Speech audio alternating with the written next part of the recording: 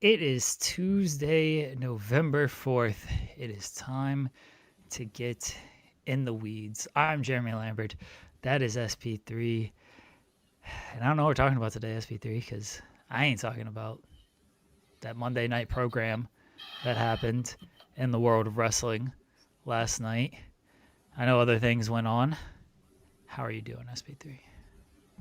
Well, you did come on and talk about it on the main channel. What's so wrong about the people of Overbooked? You can't talk about it here. Not technically true. I didn't talk about what happened on the show. I came on the Raw review show last night because it was you and Joel Pearl. Of course, I had to say hi to my In the Weeds brothers, and I let everybody know that I will not be talking about the Monday Night Wrestling program from last night because the main event ended in a no contest. And as per my rule, if there is a non finish in the main event, I will not be reviewing the show. So that's what I said last night. I didn't mention anything about what happened on the show. And here today, my rule applies. I will not mention anything about what happened on the Monday Night Wrestling program last night. So we're not going to be talking about that today, apparently, or as You the can talk about description it. says. The description says, "I'm just going to give y'all the review." It's basically the R suite. I'm going to be welcoming you to the R suite, where we're going to That discuss sounds Monday weird. night. R sweet. Like your arse is sweet. Like that's what it sounds like. Your arse is sweet. Yeah, your arse sweet. That's what it sounds like. I don't we're know. going we're going to the A suite. This is the A show. We're Okay, going the to the A A suite. suite.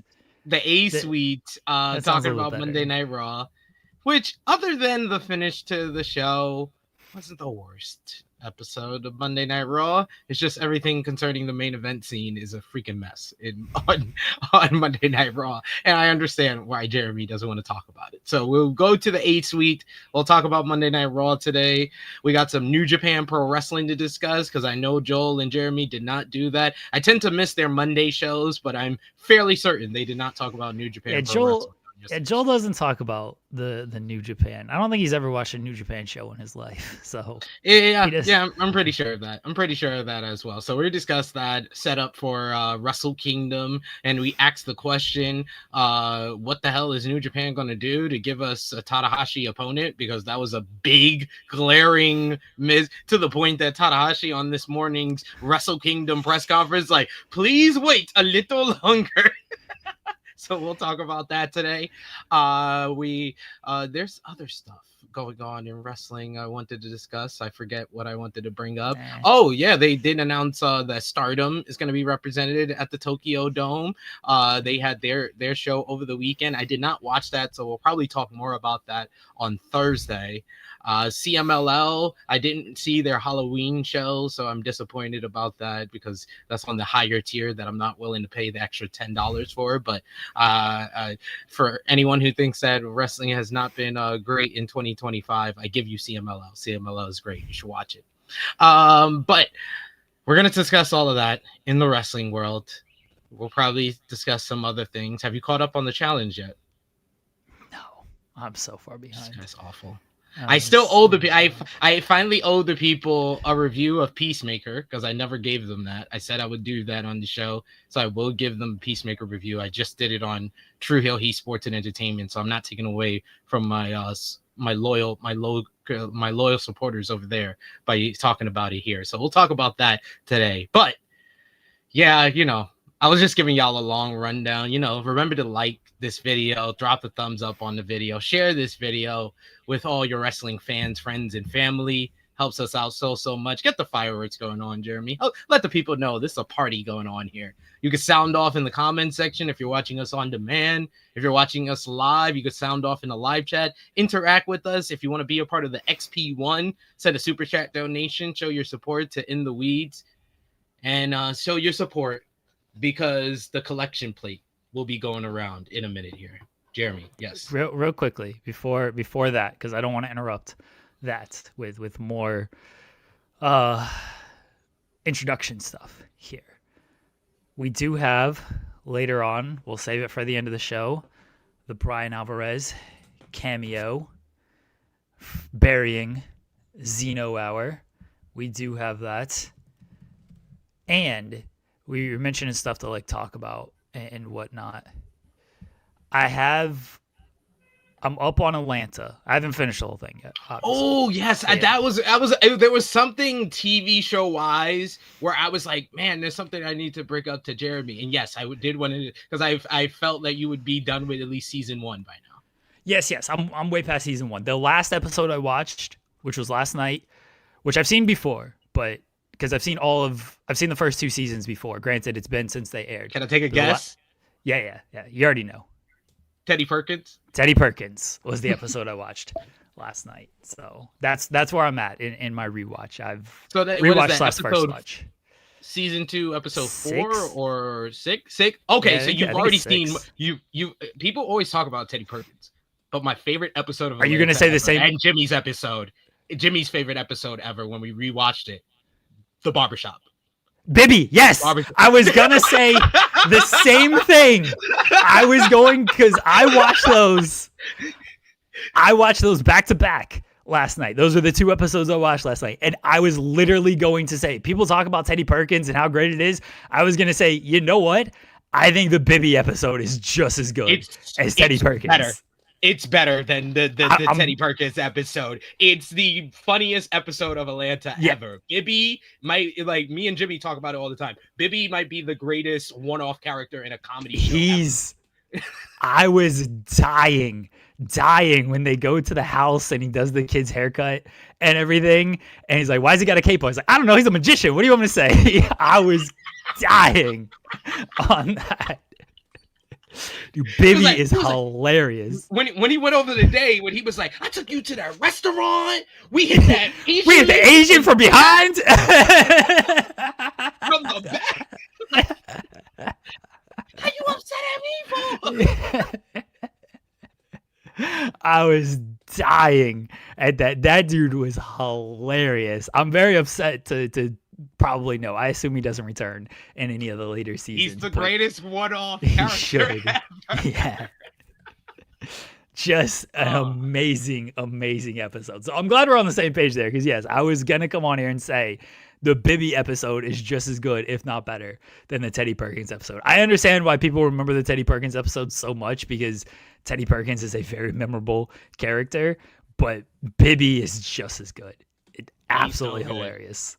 He's so good. Like last per minute, I think Barbershop is funnier than Teddy Perkins. Teddy Perkins isn't really like a funny episode. Yeah, it gets by on the weirdness of it all and the Easter eggs to the different people that he's emulating and stuff like that. It's cool to like rewatch that episode and get some of the Easter eggs even more.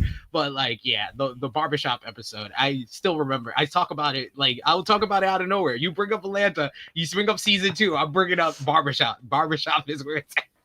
Yeah, that episode was amazing. I'm glad I watched them back to back the way I did, because that's a strong 2 episodes right there. But I'm glad we're on the same page on that, because I thought it was such a good episode. Yeah, laughter wise, the Barbershop episode is much much better. But the Teddy Perkins episode isn't really going for laughs. It's going for creepiness and weirdness. The only laughing part is I did like when they go through the drive-through, they're calling Paperboy and Earn and everybody, and when they're looking at it, like, the dude looked like they left Sammy Sosa out in the sun. And then when Paperboy's getting his food, he's like, no fries. Like, you want fries? No fries. And he hands him the bag. He's like, I put extra fries. He's like, take them out. That part did kill me on that episode. But otherwise, like, everything with Darius and Teddy Perkins, there's like no laughs on that. It's all just creepiness stuff. But the big episode is straight laughs. The first 6 episodes have like 3 of the most iconic episodes of Atlanta in season 2, because you got those 2 episodes, and then the first episode is Alligator Man with Cat Williams. Yeah, with Cat Williams. Yes.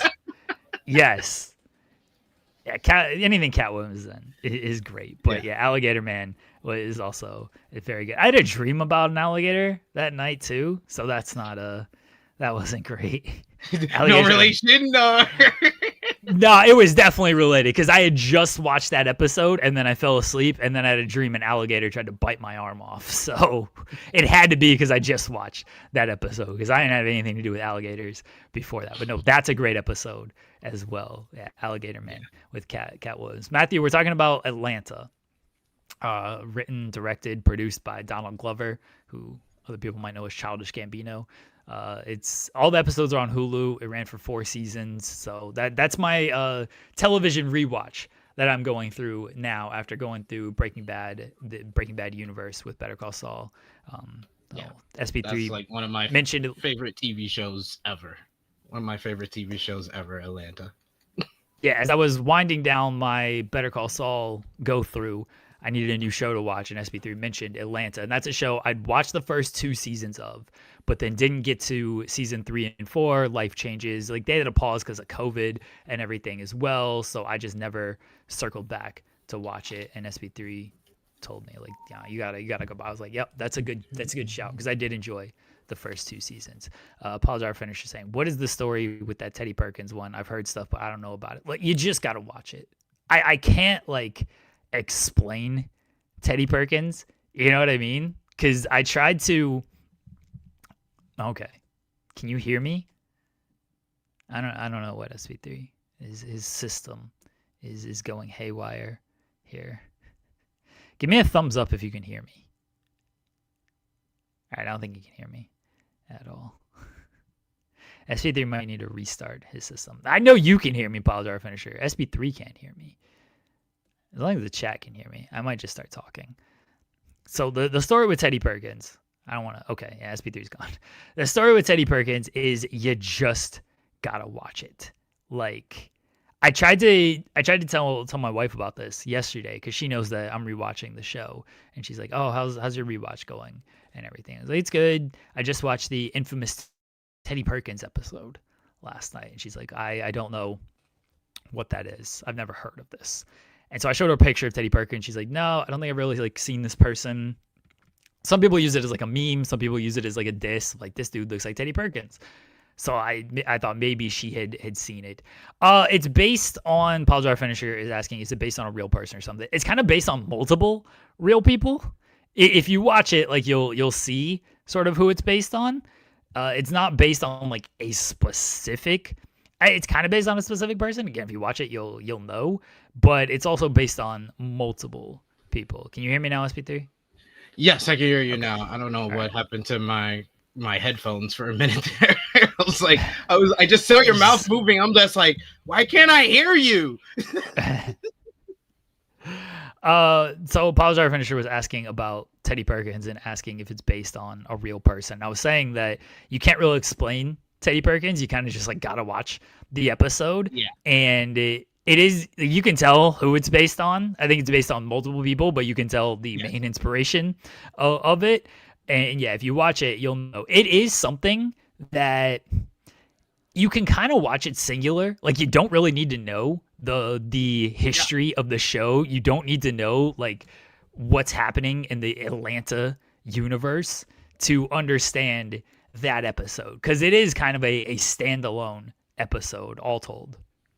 And a lot of Atlanta episodes are like that. I would say Barbershop is like that as well. Yeah, you don't need to know. And alone, you don't need to know. You can just jump in and you'll get all the jokes, you'll laugh and stuff like that. That's why I love from season 1, the band episode. The band episode is one of like the key ones you can show anybody and they'll just laugh and they'll get into Atlanta because of that episode alone. Yeah.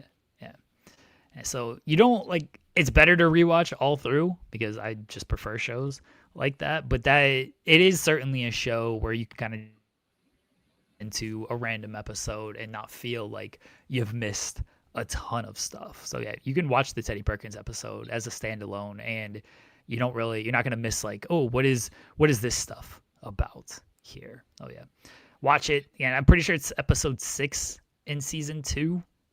You can double check that, but I think that's what it is. I'll probably finish.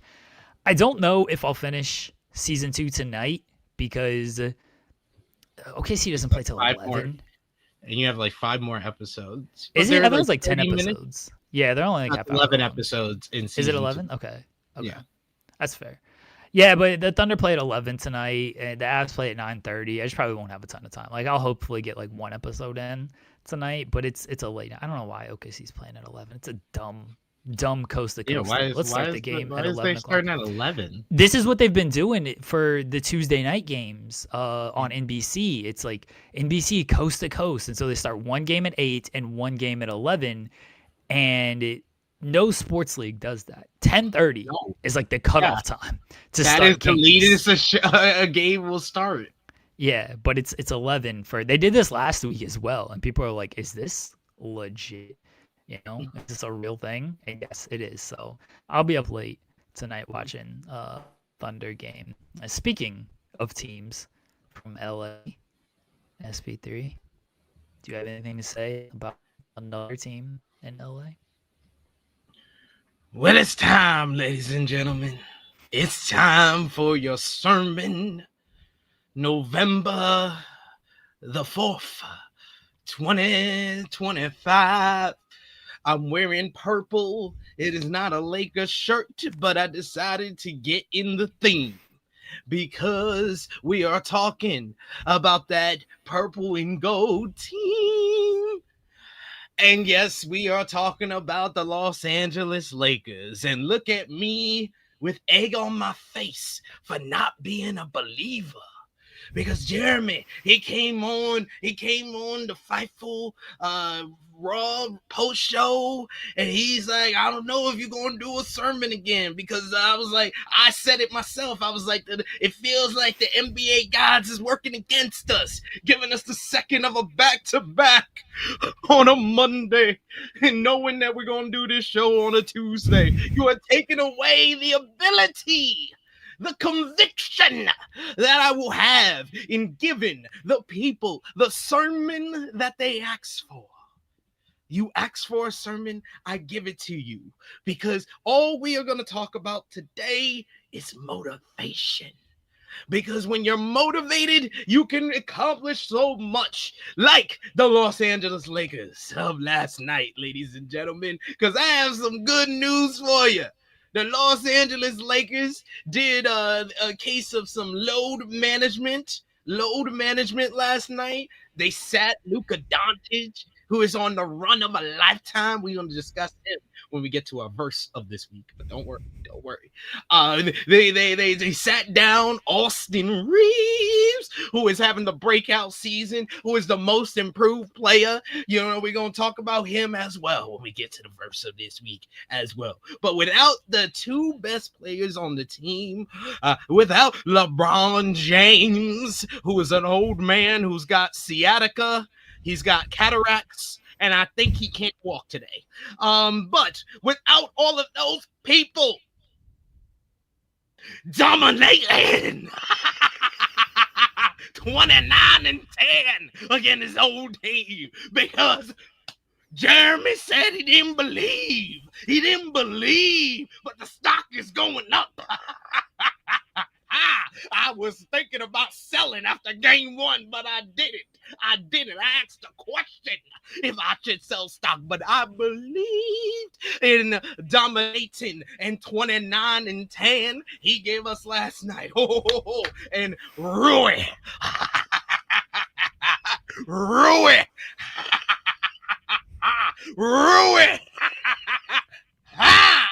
Hasha Mara with 28 points as well. That boy is good. That boy is good when he's motivated. When he decides to shoot the ball, that boy is good. He just scared to shoot the ball sometimes. When there's too many Mayo, MJ, and Pippins on the court, he a little bit scared to shoot. Yes, we calling Austin Reeves and Luka Doncic Mayo, MJ, and Pippin. That's what we calling them now. So yes, we are talking about the Los Angeles Lakers, who picked up the 123 to 115 win without Luka Doncic, without LeBron James, without Austin Reeves. We the real deal Holyfield. 6 of the last 8 wins to start the season. That is how you start.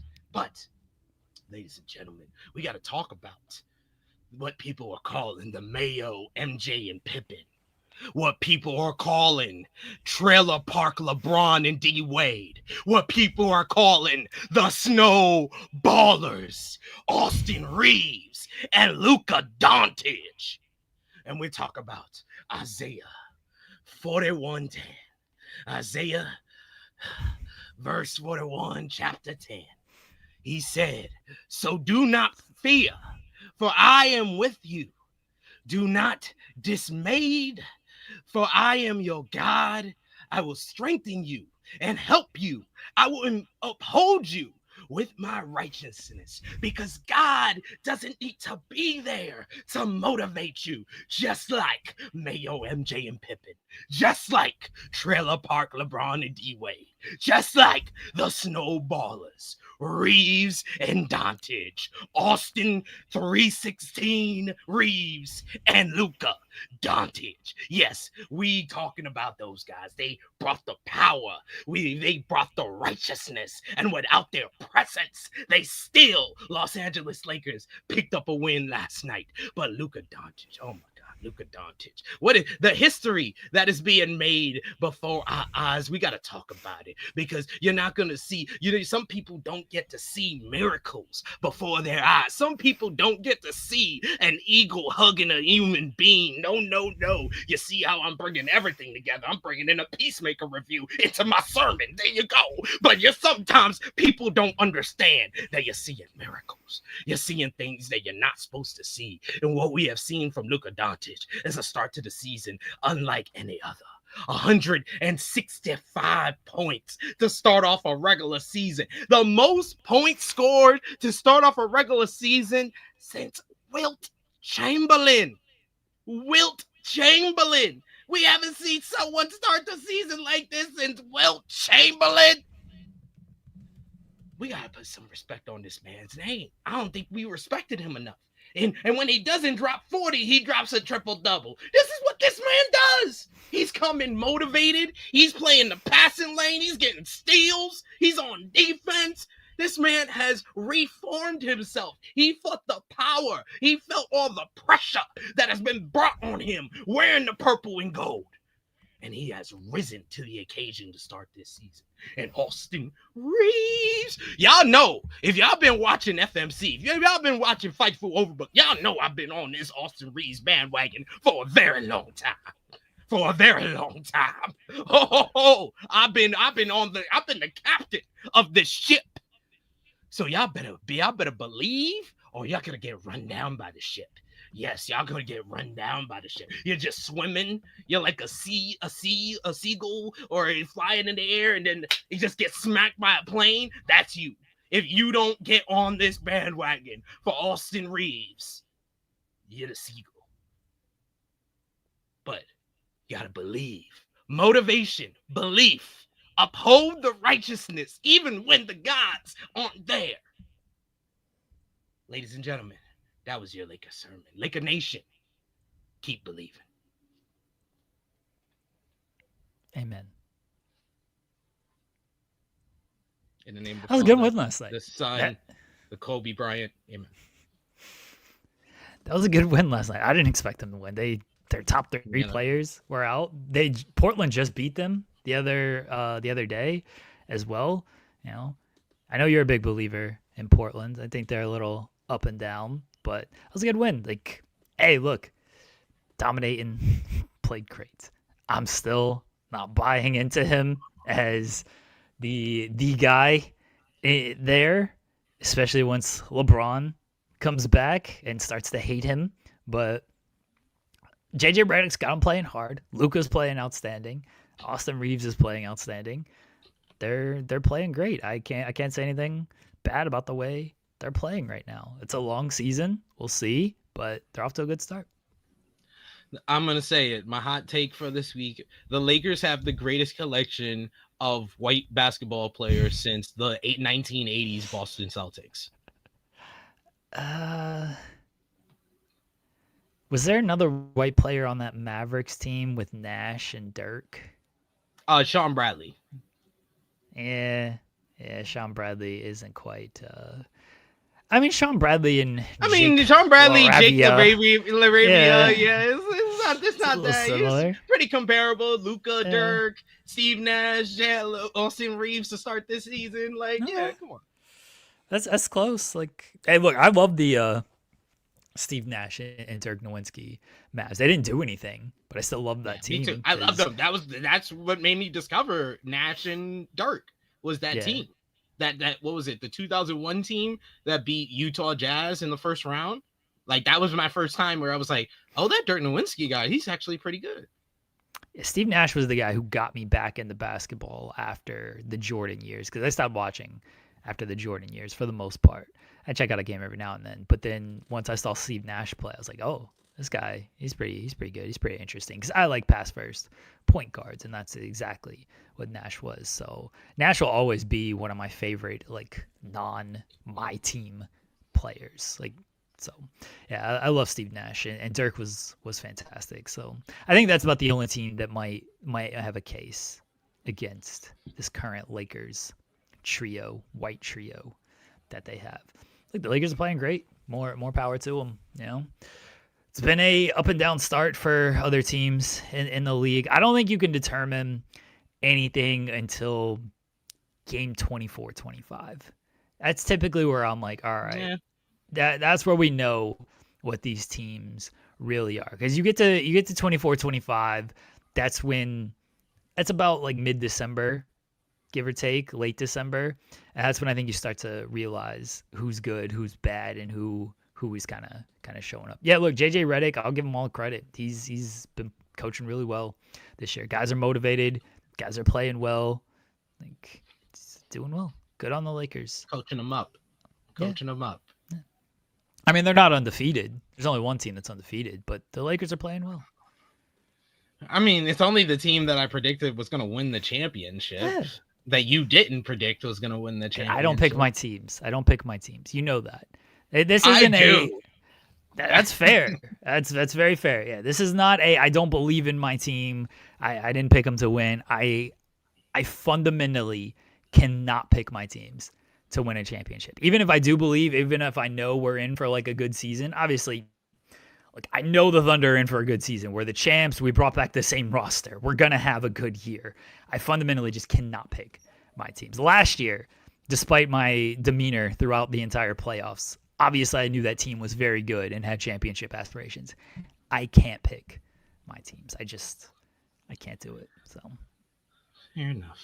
That's just my personal thing, and is what it is. But yeah, 0 wins, 0 losses for the Thunder. How about Ja Morant proving me right from a couple of weeks ago?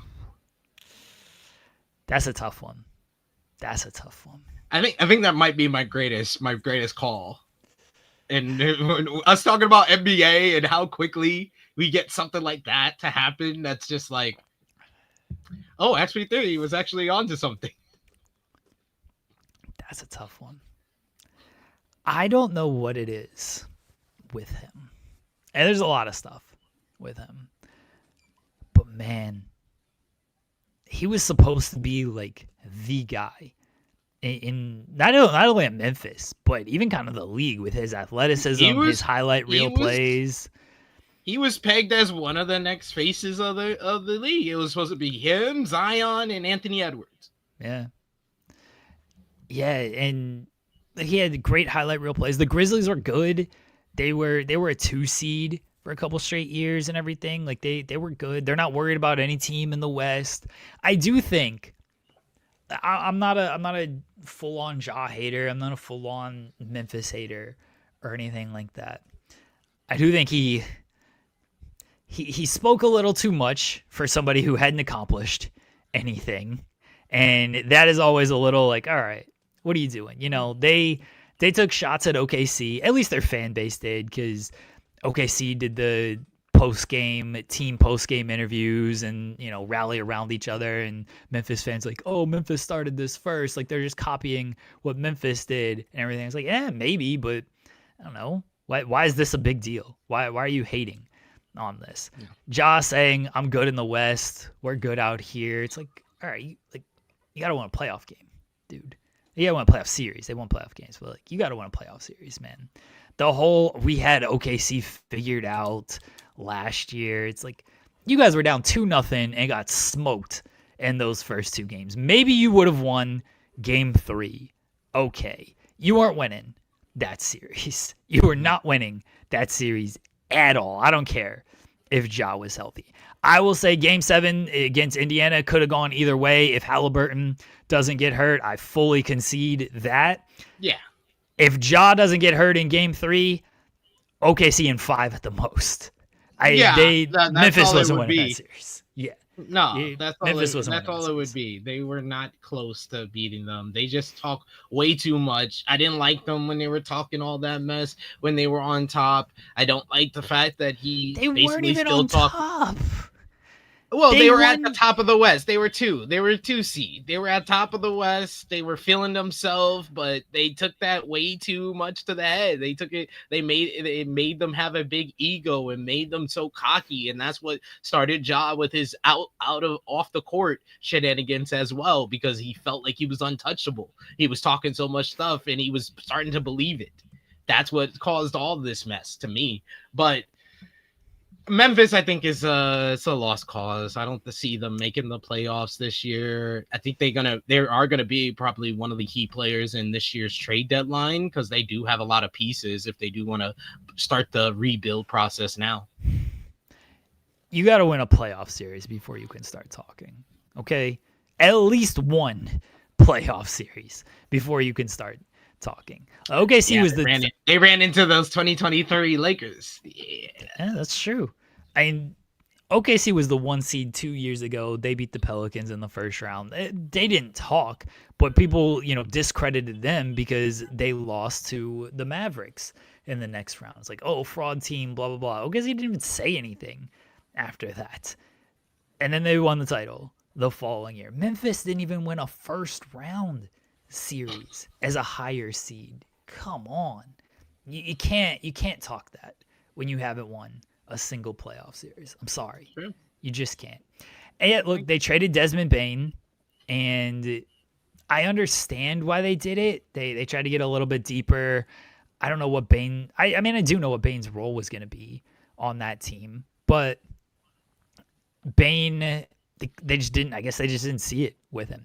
I think Dillon Brooks, looking back, was a bigger loss than people want to give credence to. And they didn't want Dillon Brooks. This was not hey, Dillon Brooks wants to go elsewhere to chase more money, or we traded him for something. They said, no, you are detrimental to this team. We do not want you in our practice facility, in our offices. The season is over. Do not show up to your exit interview or anything. We do not want you around. And I don't think super high of Dillon Brooks, but he went to Houston the past couple of years and played really well for Houston. He helped change that defense around for sure. And now he's in Phoenix. Phoenix sucks. So what are you going to do? But Dillon Brooks at least gave them this is going to sound weird to say, but he gave them a professional edge. And I know Dillon Brooks is maybe not the most professional player in the league, but he seems like he crosses lines on the court and everything. He'll trash talk. He'll get physical. He's not afraid to mix it up and everything. But he's not doing stuff off the court that is completely killing the team, like Ja has been caught doing and everything. Dillon Brooks is just, he goes in there, he gives you that edge on the court that some teams need. And when you're a Memphis and your whole identity is grit and grind, Dillon Brooks fits that to a T. Losing him didn't make everybody more professional, which is what they thought. It's like, no, you're a detriment and everything. Turns out he was kind of babysitting a lot of these guys as far as keeping them in line a little bit. Because Dillon Brooks left, and it's like, oh, now we can really just run wild. out here. The parents are away. There's no babysitter at home. The kids are going crazy basically when Dylan Brooks is gone. Honestly, I was thinking about it. I heard shout outs to Deep Three. I've shouted them out before on the podcast. That they were mentioning Isaac on the show. He's a big Lakers fan. And I was like, that sounds good. He was like, you need to trade like the trade Connect and the second rounder for Dylan Brooks. And I was like, for the Lakers? Yeah, that's exactly what we need. We need someone who can defend on the perimeter, who's kind of like gritty player who can make an open three. I think he would work out very well on the Lakers right now. I don't think the money works for that trade. Well, no. The money knows where it's going to be another player in that as well. But it's going to be later on in the season when we can trade one of these new players like that is making some money. No, I don't think this deal works at all. How much is Dylan Brooks making? Dylan Brooks he's making $21 million, man. Dylan Brooks is making money. Yeah, Rui. He got it a would big. Have to be Rui then. Yeah, it would have to be Rui. I mean, I guess you can. So you want to trade Connect a second, like fine. And Rui. Yeah, you'd have to go Rui. Does Vanderbilt get you there? Let's see. I'm doing the trade machine. Vanderbilt is making 11.5. Yeah, I know. Vanderbilt's I'm doing the trade machine. No, Vanderbilt doesn't get you there. Yeah, no. it would have to be Rui because they're hard capped as well because they're at the first apron. The Lakers are. Yeah, it'd have to be Rui. Are you doing that trade, Connect and Rui for Dylan Brooks? No, I don't want Dylan Brooks that much. I'll be honest. Okay. I rather Rui. You'd rather have Rui than Dylan Brooks? If it was Vanderbilt, if Vanderbilt was making more, I would trade Vanderbilt for. Yeah, I would do the Dylan Vanderbilt Brooks. trade. That's like an up. That's like an upgraded Vanderbilt getting Dylan Brooks. Yeah. I guess you could do Vanderbilt and Vincent because both of them are making. Yeah. But if you're, but no, I don't think anyone would take that trade. Yeah, if you're Phoenix, why are you? The only reason you do that trade if you're Phoenix is, I mean, Gabe Vincent comes off the books this year for them, so that's just kind of dead money. Vanderbilt's still got 3 years left. I don't know what value he like really has. Yeah, that works if you wanted that's why to do that. The Rui and Connect trade is actually good players for the Phoenix Suns. Where Rui is the type of guy you can add to a bigger trade. Plus, he's just got this year and he's a free agent next season. And then Connect is a young player that you can either develop on your squad and be a part of your rebuild, or you can eventually trade him if he gets better. Yeah, you can do Vanderbilt, Vincent, and Connect for Dylan Brooks. As far as money-wise, obviously, we're not saying this is a trade either team would make. I think if you're the Lakers, you probably make that trade. If you're the Suns, it feels like you can get a little bit better out of Dylan Brooks. Yeah, you're asking for the Rui Connect package if you're the Suns, if we're thinking about what the Suns want from that trade. Yeah, I don't think Gabe Vincent has a ton of value, but he's off the books this year. So you're not really trading him to be a useful player. You're trading him to save money because you get him off the books. But then you're locked into 3 years with Jared Vanderbilt. Not that he's making a ton, but I just don't know if Jared Vanderbilt is a guy like you want super long term. Connect's fine. Like he's a young player. You see the upside with his shooting. Maybe they would like that, but they don't need like more guards and forwards. They really don't. Like Vanderbilt at least makes some sense because he's a big, but I wouldn't do that trade if I'm Phoenix. I would look elsewhere because they need picks as well. They don't have any draft picks. Like Phoenix needs. You could potentially get a first for Dylan Brooks. Potentially, I'm not saying like it's a full first, but you could potentially get a first for Dylan Brooks. Yeah. You gotta get picks. We shall see what happens there, but the NBA season starting off well so far. Those are kind of the main stories, and also you got all these players that are playing ridiculous between Luka, Jokic, Wemby, and Shea.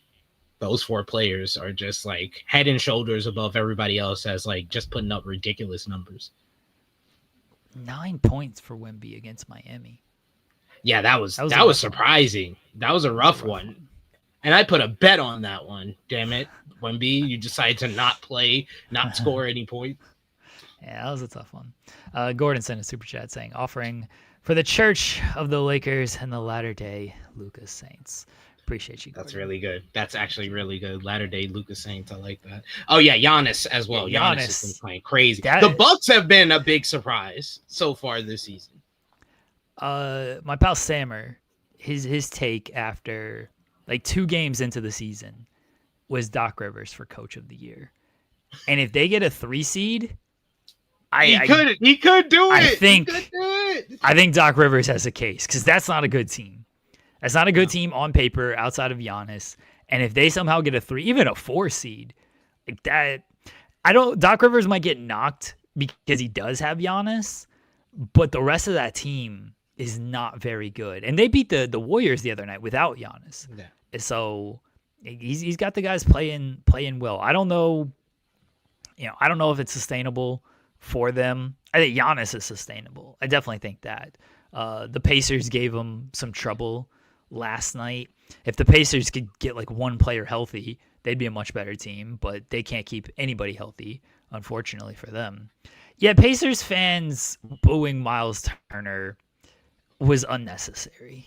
I'm fine. You wanna boo the guy, like it's your right to boo the guy, but he didn't leave in an ill way. If you look at everything, he was told, yeah, we want to keep you. We want to sign you. Halliburton got hurt. They decided, well, now maybe you're not worth this money. And look, Miles Turner ain't exactly lighting the world on fire as a member of the Bucks. I mean, he got outplayed last night by the Jackson for Indiana. Yeah, like he got outplayed by him. So I don't think the full world of Miles Turner. I didn't think he had a great finals. Of course, he hit that dumb step back 3 in game 1 that helped spark that comeback, which was annoying. He's like, how's Miles Turner hitting step back 3s from the corner that hit off the backboard? Like, how is this even possible? Hated that game.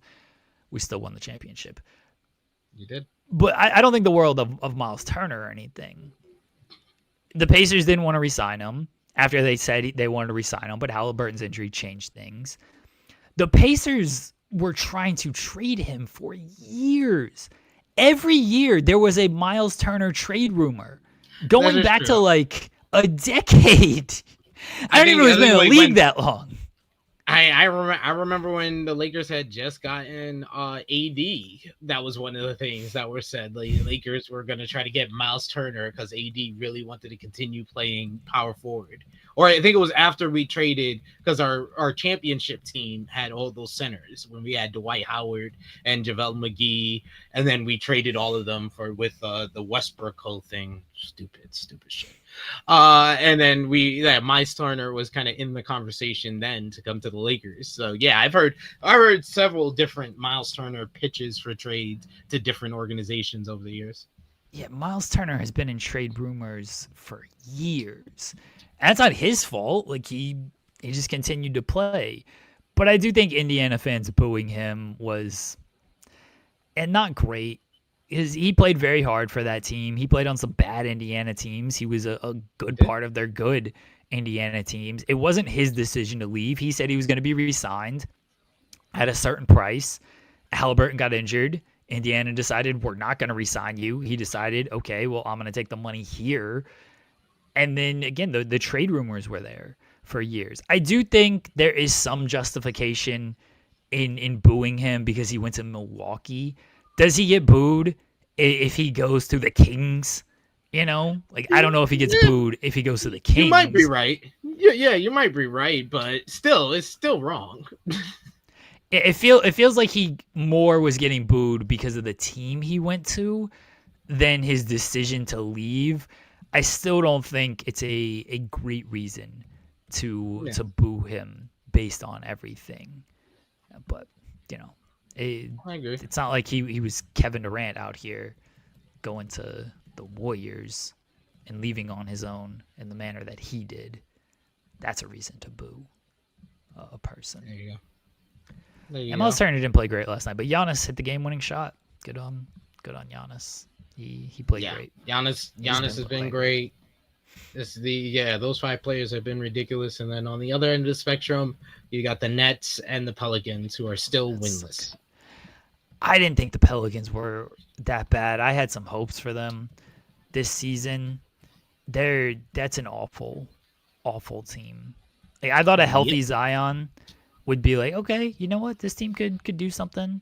I like Trey Murphy. I like Herb Jones. Like, you know what, this isn't bad. The DeJounte Murray injury doesn't help them because they don't have a true point guard. They're asking Zion to run the point, and he can do it, but it also just helps to have a true point. And we see that across the league, right? Like, I watched the end of that Mavericks and Houston game last night, and the Mavericks were in it. And then D'Angelo Russell decided it was D'Angelo Russell time. And I'm like, nope, this ain't going well for you guys. And it didn't. He was jacking up a bunch of bad shots. He was making terrible reads. They didn't get flag involved at all, even though he was playing pretty well throughout the game.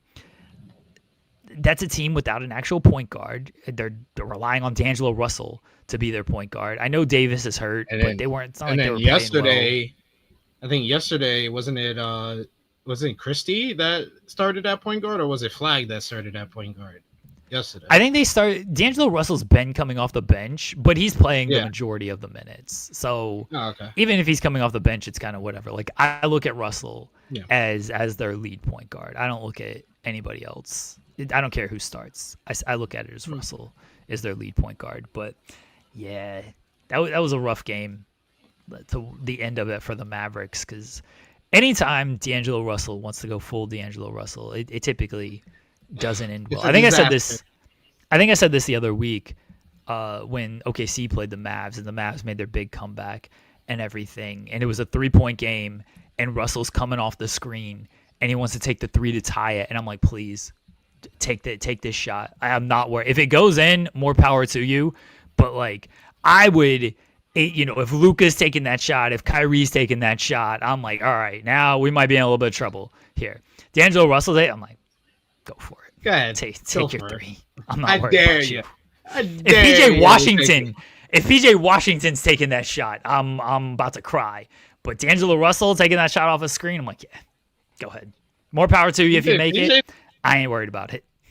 PJ's been brawling since AD went down. He's playing well. Yeah, he's a good player. I don't like him, but he's a good player. He's a guy you want on your team. Right. Yeah, he's a guy you want on your team. I don't like him because he's killed OKC. I'm like, how the fuck is PJ Washington turning into prime Klay Thompson? But by the way, Klay is completely washed. He's he's done. He's washed. Yeah. All right.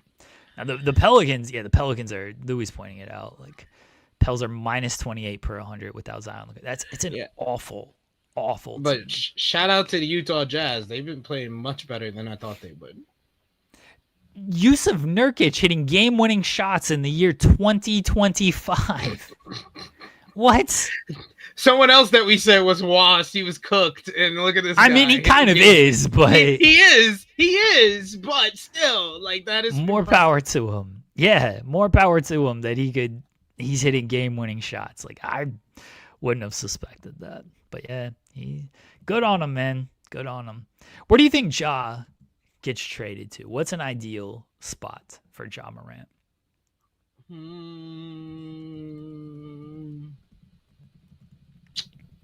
trying to think of a place that doesn't have a point guard that would benefit from having Ja. I mean, Brooklyn is not a bad shout. Does Brooklyn want him though? I mean, no, but they'll take him. I think they take him. I'm trying to think. I'm trying to think. They would definitely trade him to the East. I would think if they're gonna trade him. if you're Brooklyn, like, who are you giving up for him? You got a lot of young players. I don't know how good these young players are. Like, are you willing to give up some of these young players for Ja Morant, where I don't think Ja Morant, like, lifts your team to a different level. Like, Brooklyn's going to be bad. They're 15 in the West or in the East. You get Ja Morant. I like what the Wizard now. I like what the Wizards are doing too much. You don't want to take the ball out of Keontae George's hands. Like, I like what the Wizards are doing too much. They got a good young team. They play pretty hard. Nah, I wouldn't bring in, because that just feels like the Jordan Poole situation all over again. Of, let's bring in this young guy who just kind of is about himself. They got a good young team. They're actually building something there. Bringing in Ja Morant would kind of just be like, same thing with the Nets, is you can actually build something with these young players you have. And yeah, you're not going to be good this year. You might not be good next year, but maybe in 2-3 years you'll be okay. Or you can bring in Ja, trade away some of these young players, and now you're just kind of stuck being like an 11-12 seed for the next however many years. Like, I don't think it improves your team that much, especially a team that's not good. Like, Ja Morant's not going to make the Brooklyn Nets all of a sudden an 8 seed or whatever. Again, he takes them from 15 to maybe 13. Like, that's not worthwhile to me. Yeah. No, you're probably right there. Yeah, Sacramento, that's a good shout. I was gonna say the Miami Heat, because I think Mitchell, he would probably play better coming off the bench than being a starter. I think that he can give them more energy coming off the bench if you get someone like that. And I think because of Pat Riley and Eric Spoelstra being very experienced and dealing with big egos in the past, like a LeBron James, like a Dwayne Wade, like a Shaquille O'Neal, I think they would probably be the best fit as far as having the management in place that could deal with someone who is as chaotic or controversial as Ja Morant has proven to be.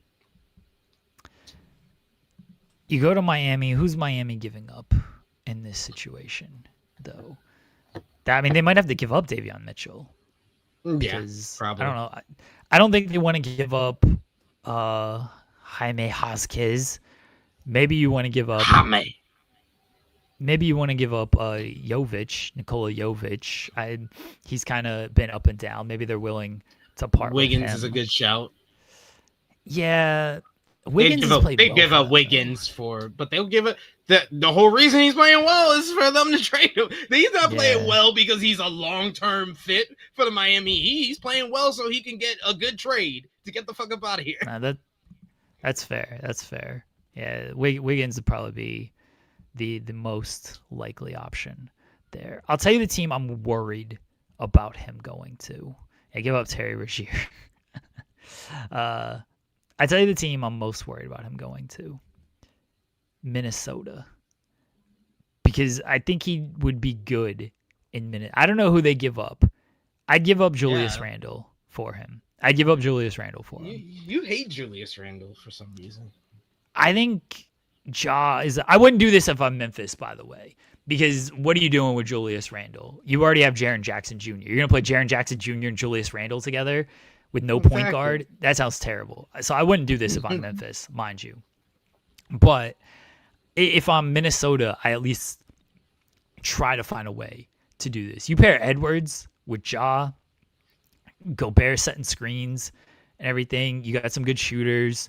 Like, I think there's a way for this to work. And he actually improves that team. Like, he makes that team better in the West. These other teams we've been mentioning, I mean, Miami, he makes them. I think he makes them into the upper portion of the East, not like top tier like Cavs, Knicks with all these injuries, but certainly they would be in that second tier with like, well, I guess the Sixers, you got to consider them in the second tier now. Yeah. After the first week that they've had, or first 2 weeks that they've had to the season, and then like teams like the Bucks and stuff. So yeah. You got Ja, you got Bam, you got Tyler Hero. That's a big three in the East. That's especially a big three. That's a big three in the East. That's a big 3 in the East. Double from Bam. You got Ja putting up 20 and 7, and then Hero putting up 20 and 7 himself. That's a big 3. Toronto for Ja. I don't know. I don't know what Toronto is right now. I think they're still trying to just like figure things out. I mean, maybe they would look at. I don't know what Ja's value is, though. I don't think it's high because of the off the court stuff. Like, I definitely don't think it's high.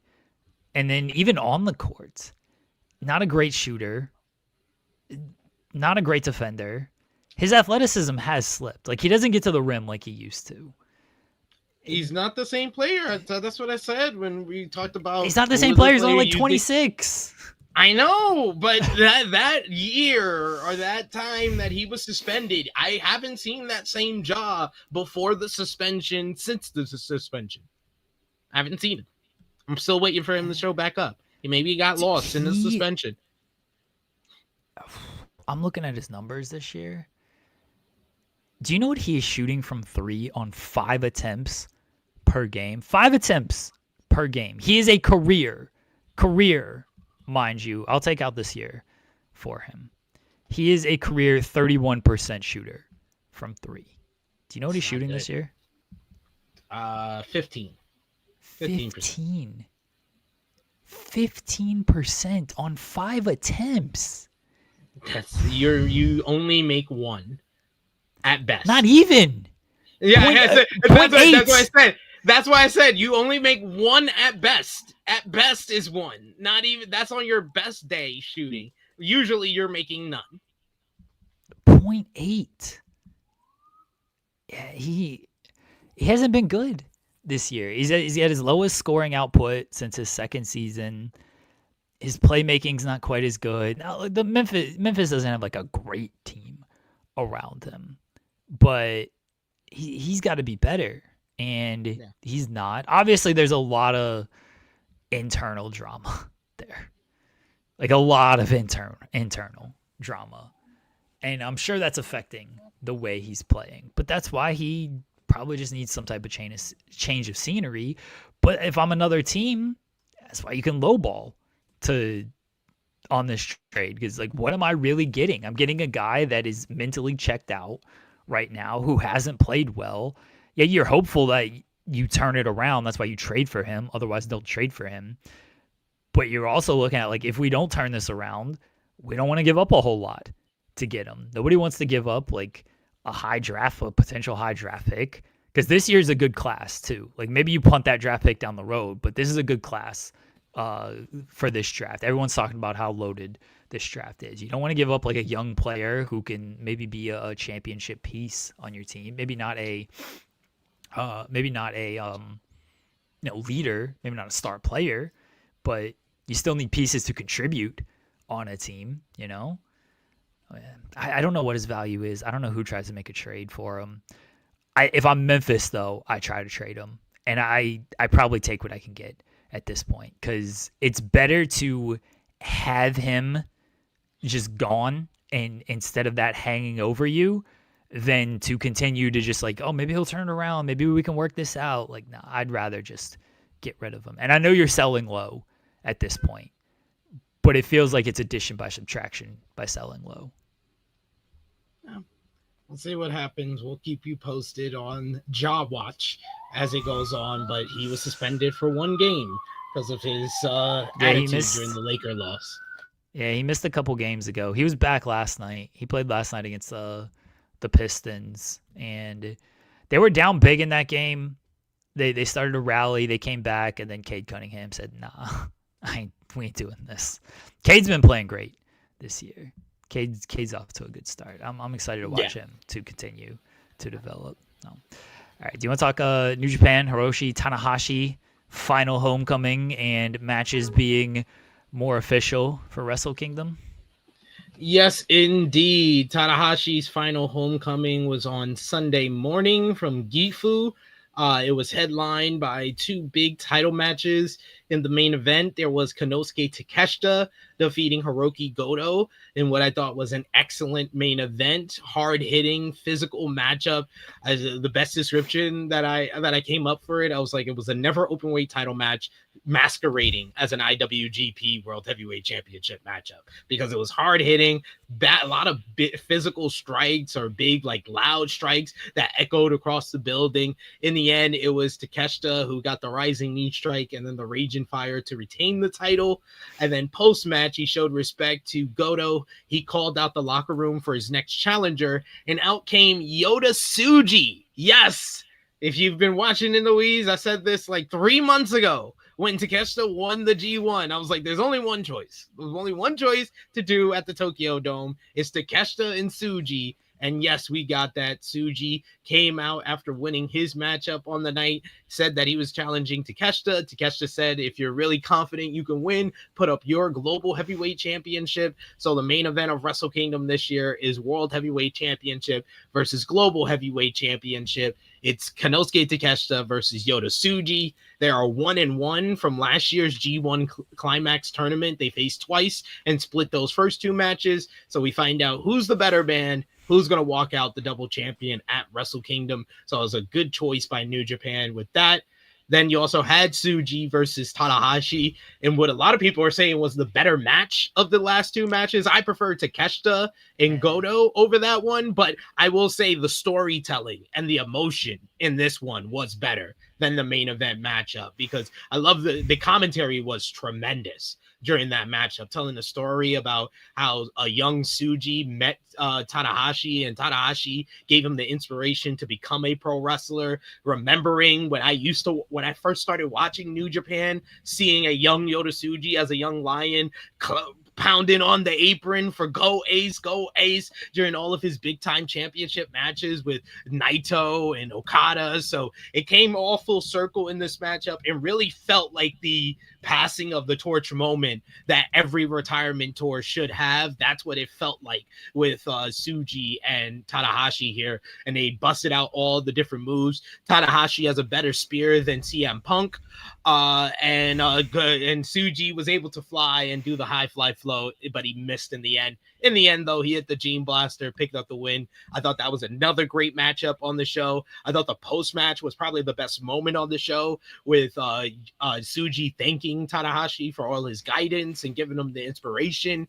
And then Tanahashi saying that you're the leader of the new generation, basically giving them the battery in the back to go get the IWGP World Heavyweight Champion, go be the face of the company. So it really feels like this is like the coronation for Tsuji coming up on January 4th on what is the fastest selling of all time. They announced this morning 31,000 tickets already sold.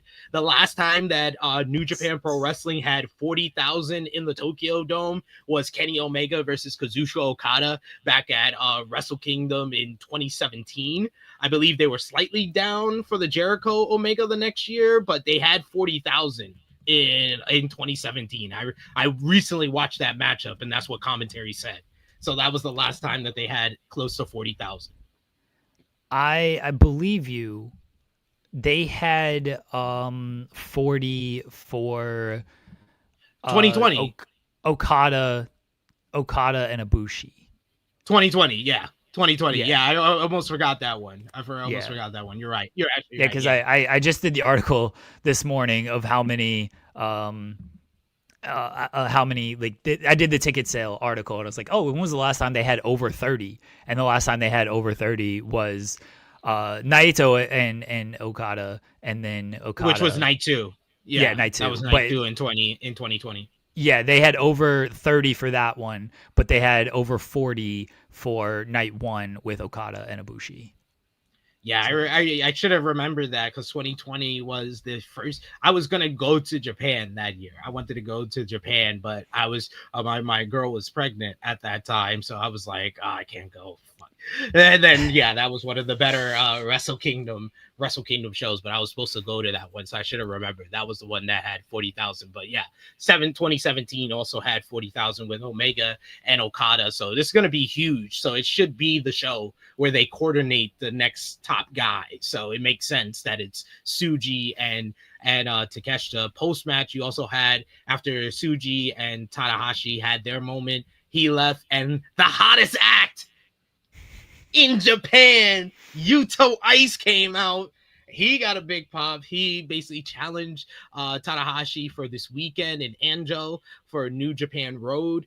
He's going to be facing him for the very first time. They're both from Gifu. They actually went to the same elementary school. And Yuto is basically upset that he's not the toughest guy that ever graduated from his elementary school. So that's why he's challenging Tanahashi, which is such a TV movie freaking reason that I love it. So yeah, that was cool. But my big thing was, why didn't we get any indication of who Tanahashi is facing at the Dome? Like, we didn't even get a hint. I assume they have this decided, but I'm also not sure if they have this decided, because he's faced a lot of people you would kind of maybe expect him to face on this final road here. So the options feel a little limited. He's mentioned it's going to be kind of a full circle thing. It feels like it might be Okada. I don't know for certain, but of the names that are like possible, like, you're not going to get Nakamura. You're not going to get AJ.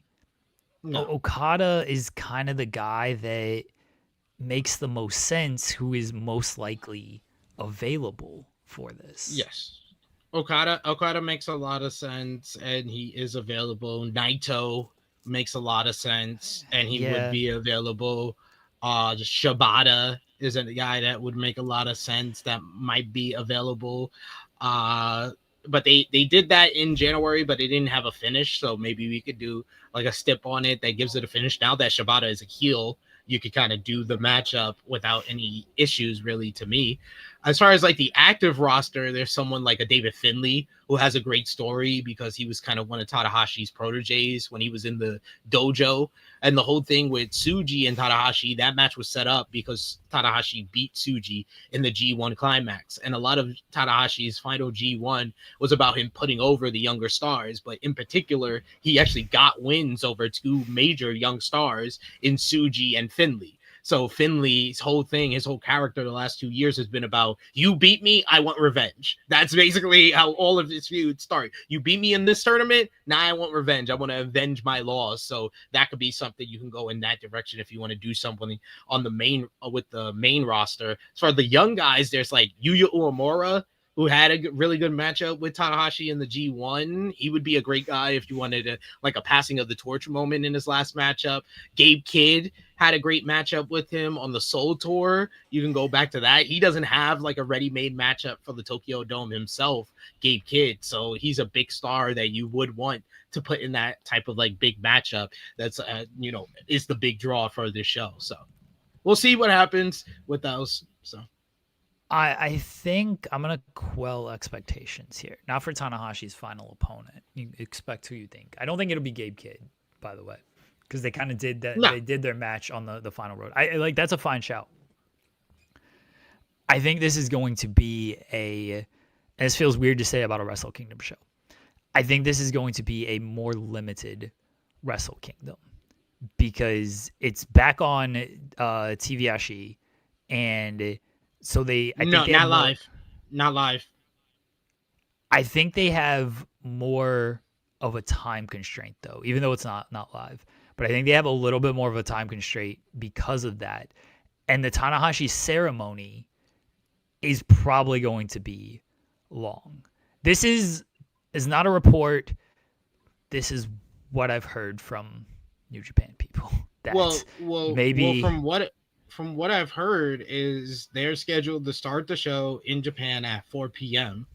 and the show's not going to end till 10 p.m. because the TV Asahi their start time is for when the show ends. So the show is starting at 4 p.m. in Japan, and it's starting on TVSI at 10 p.m. So it's a 6-hour show. So maybe you're probably It's right always about a the 6-hour longer. show. Yeah, you're probably right about the longer retirement thing. It'll probably be like Tanahashi's portion of the show is probably going to be like an hour to an hour and a half. Yeah, I think that I think we might get less matches or matches maybe not going quite as long because of it. Maybe we get more multi-man matches or something. Well, we got to talk about we might not get an IWGP Junior Heavyweight Tag Team title match on this year's Tokyo Dome because the champions won the Super Junior Tag League, the House of Torture, Doki and Show. That's right. With The greatest Miss stable and in all of wrestling. And Handful of Tights. They get the win, Real dragging graps. down another tournament because that is what they do. They just drag down everything in New Japan because they're a nuisance. They're a disgusting albatross on the neck of New Japan Pro Wrestling. The greatest stable. They made history. First junior tag champions to win the tournament since 2019. The greatest stable of all time, House of Torture, adding more accolades to their entire resume. This group overall, who has the resume that this group has? Nobody. Nobody in New Japan does, right? Can you? Who? SP3? You're a New Japan history buff. Chaos? Do they even exist anymore? LIJ? They don't exist anymore. Bullet Club, War Dogs, what have they accomplished? They ain't got world champions in their group. They kicked House of Torture out of their group. Yes, they do have world champions, IWGP World Tag Team Champions. The hottest act in the company. The hottest act in the company, Yuto Ice and Oscar, who had a better match than Doki and Sho, who were in a bigger match, but they had a better match. That multi-man matchup between Shingo and the War Dogs versus United Empire was so fucking good. I love that match. I love the matchup only because they immediately before the bell even rings, the Knockout Brothers just pull up on Callum Newman, start pulling his hair like, yeah, what you gonna do? And then Callum just brought the aggression. This was great. It was great stuff. Go out of your way to watch that matchup. Yuto Ice, the best act in New Japan Pro Wrestling right now. Do they have any former IWGP World or World Heavyweight Champions in the Bullet Club War Dogs? They got Yuto Ice. I love Yuto Ice. I think he's fantastic, but they ain't got no former champions. They don't got no Bumbleclot in House of Torture. They don't need that. You don't need that. Not everybody needs Bumbleclot. When you got E, V, I. See, he's got the middle finger too, just like Yuto Ice. No, he don't do it as cool. Evil. You know, flash it around. He doesn't do it at all. He needs to watch this show and, adopt my hand signal here, because that'll really take him over the top. I mean, he's already the top guy in the company. Take him to the next level. Yeah, he's already the top guy in the company, but you add this hand signal to it, and sky's the limit to everything. What is this guy talking about? Who's facing Aaron Wolf in Aaron Wolf's first match? Evil, because they trust him to get a 5-star classic out of Aaron Wolf on this. They say, I'll tell you my hot take. What? Aaron Wolf is Japanese Gable Steveson. Oh, that's pretty hot. Yeah. Okay. He might be. I'm not. The verdict is still out. But the first couple of angles they did with him, I'm just like, he just seems like a guy who doesn't have that much charisma. I'm just supposed to be impressed because he's an Olympic gold medalist, but nothing I've seen has been that impressive. We're going to know immediately, because if you don't have a good match with Evil, you're useless. Get him out of here. Let this guy stop. Get him out of here if he can't have a good match with Evil. The same way Gable Steveson couldn't have a good match with Baron Corbin, who's as solid as they come. He's not on Evil's level, but Baron Corbin, extremely solid.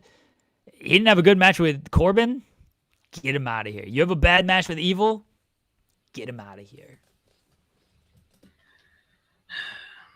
We'll see. It's going to be for the Never Openweight Championship. That was announced following the angle that they did at Tanahashi's final homecoming.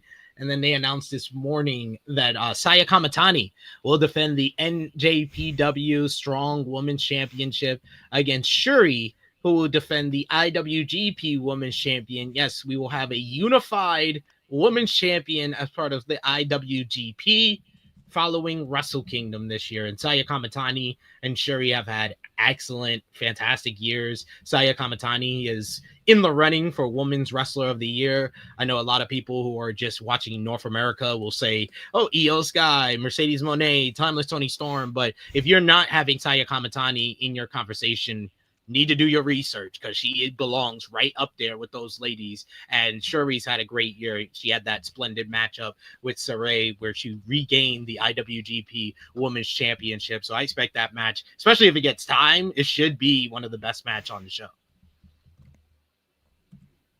If it gets time, that's always. If it gets time, yeah, it's always the question. Always the question. Always the question with New Japan women's matches. Are they going to get time? If you ever watch Final Homecoming, oh, go ahead. Volop saying the graphic doesn't say never belt. Doesn't matter, Volop. The angle was obvious. They made that official, that, and they announced it today during the press conference. Yeah. They made that official today. I'm pretty sure it'll be for the Never Openweight Championship. So, but Evil's still winning, no matter what. Evil. Always. Oh man, it's gonna be so embarrassing when he loses to a rookie. When he loses to Japanese Gable Steveson, it's gonna be great. Then he's just putting over the young talent like he should be doing. Oh yeah. Mm-hmm. Unlike these other people in other companies who just want to hold down the younger talent, can't put anybody new over. I'm spinning this narrative however I need to, SV3. You know this. I know you're gonna spin whatever narrative you need to support Evil. That's right. That is right. I've never seen someone so motivated to support Evil. I mean,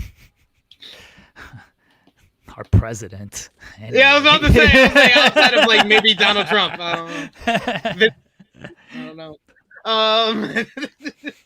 But yes, it's time. It's about that time, folks, for us to go to the A Suite. The A Suite. It's time for the A Suite. The A Suite. It's time for the A Suite. The A Suite. It's time for the A Suite, where SP3 talks about the A-level WWE show, while Jeremy says Thunder Facts at the A Suite.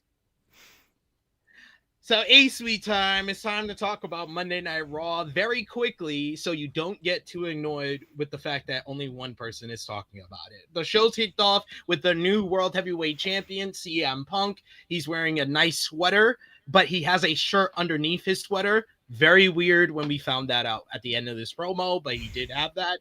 He cut a promo, a very long promo, thanking AJ Lee and Jey Uso and the fans.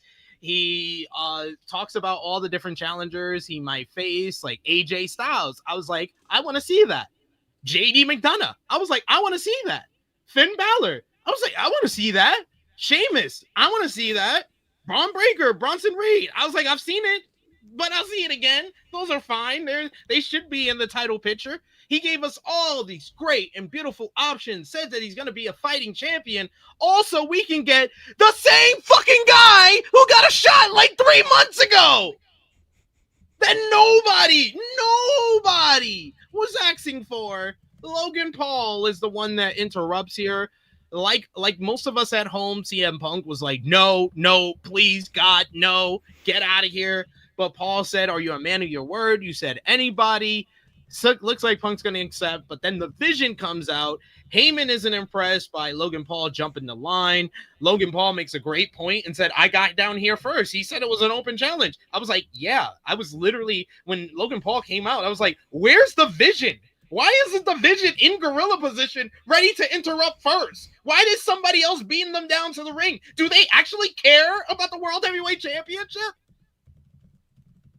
But yeah, he says the front of the line starts with Bronson Reed. It starts with Braun Breaker. Braun Breaker said that Heyman spared them 2 weeks, and now he's coming for what's his. And I'm like, sure, you keep telling me this, but I haven't seen anything that makes me think that. Eventually, Swung tells Paul to get out the ring or fight. Paul decides to leave, but then he runs into Breaker, who pushes him down into the apron. Then the Bronze jump Punk, and then for some reason, they decide that Logan Paul needs to have a crisis of conscience and decide to help CM Punk. Why? You're gonna have to explain. I know you're not gonna do this, WWE, but I am requesting you have to explain why Logan Paul decided to help CM Punk because of what we got at the end of the show. That decision makes no sense whatsoever in retrospect. But that was the decision they made. He got fucked up. He got tsunami'd. Punk came in with a steel chair, hit Bronson Reed. Bronze left. That was the segment. I explained that segment in about 4 minutes, so you don't have to waste 30 minutes and watch that whole fucking thing. Jesus. The Oklahoma City Thunder are shooting 31.5% from 3, which is the third worst in the entire NBA. The Oklahoma City Thunder are undefeated. Next up, you had Nikki Bella and Stephanie Vaquer versus the Judgment Day. Nikki and Stephanie Vaquer's offense consists of them hugging before they do regular moves. Roxanne picked up the win with Pop Rocks on Nikki Bella. Nikki was a little bit better than the last time she was here. The highlight was Roxanne and Stephanie, but why did Stephanie get the win? And then we announced later that Raquel Rodriguez is getting a shot at Vaquer for the women's championship. Maybe she should have won the tag team matchup. You nincompoops. Does this guy know how to book anymore? Zion Williamson, Giannis Antetokounmpo, Austin Reeves, and Paolo Banchero are all shooting more free throws per game than Shai Gilgeous-Alexander. Shai Gilgeous-Alexander and the Oklahoma City Thunder are the only undefeated team in the NBA. We see the Cena Last Time Is Now video package. Then we see a Tumblr is backstage where they're picking the names for first round matches in the Last Time Is Now tournament. We don't see him actually tell us the names that he's pulling out of the Tumblr. Therefore, I don't believe that he actually pulled out any names from the Tumblr. CM Punk runs into Jey Uso, who was thinking about helping Punk earlier. Punk, yeah. Wait, hold on. Helping. Punk asks if he's talking. I might watch the show if Jey Uso and CM Punk are gonna hump. Punk asks if he's talking to Jey Uso or Little Roman. Uso says they can take care of the Vision tonight, and a tag team match is made for later on. Then the next match is Penta and El Grande Americano. That was a good match. They have good chemistry together from their times with Ludwig Kaiser and Penta before. Penta gets the win with the Mexican Destroyer after super kicking the metal thing that was in Americano's mask, and he beats them. And then the Americanos try to jump Penta, and Penta escapes. This gimmick has jumped the shark like 8 weeks ago. Talking about Americanos, not Penta. Penta's still good. But it does fit. Oh, yeah, that was the big note I had on this matchup. Joe Testator. Let's fucking go, Joe Testator. I ain't letting none of y'all niggas put salt on my name. He's like, put some respect on my name. He was like, I heard you, Wade and Michael. Y'all was saying that I'd be in my hotel room naked doing the Penta walk. He was like, how about y'all acting like marks? Well, like little monkeys every time Jey Uso comes up and your 3 slaps and all of that. How about that? I was like, yo, Tess is absolutely upset. Let's go, Tess. Throw some more blows. Wade wasn't even ready. Wade was like, that was protest too much. Tess, he was like putting his hands up. He was scared. Test pulled out the Glock on him. Oh man, that was the highlight of the whole show. Was Test getting actually upset? Because no, that is not him gimmicking it up. That is not him getting him. I mean, maybe he got a reminder in the headset, but that came from Test. That was not Test talking through Triple H talking through Test's voice. That was Test being like, or probably Triple H being like, "Yo, Test, they said this about you," and then Test responded. The Oklahoma City Thunder are second in the league in steals with 10.7 per game, led by Cason Wallace, who leads the league in steals at 3 per game. The Oklahoma City Thunder are the only undefeated team in the league. The Kabuki Warriors are tired of the lack of respect for Asuka, who is the true legend of the women's division, and they're ready to show their dominance over the tag team division. That was a video package with subtitles, very quick. Then we got arguably the second best part of this show. Dominic Mysterio coming out to a big pop from these fans. He brags about his greatness, says that he is the greatest Intercontinental Champion of all time. He's the greatest AAA Mega Campeon Champion of all time. He is the greatest luchador of all time. And this brings out his father, Rey Mysterio, making his return for the first time since WrestleMania, outside of his AAA appearances. Rey doesn't like that Dominic calls himself the greatest luchador of all time. He says, what about El Santo or Blue Demon or Eddie Guerrero? Is Dominic better than they are? The only one who got a pop was Eddie Guerrero. So, of course, Dom, he quips back and he says, keep my father's name out of your mouth, which might be the best line of the whole entire night. Pop, big pop from Dom. Dom says that he thinks that he is better than El Santo and Blue Demon and even Eddie Guerrero, but he knows that he is better than Rey.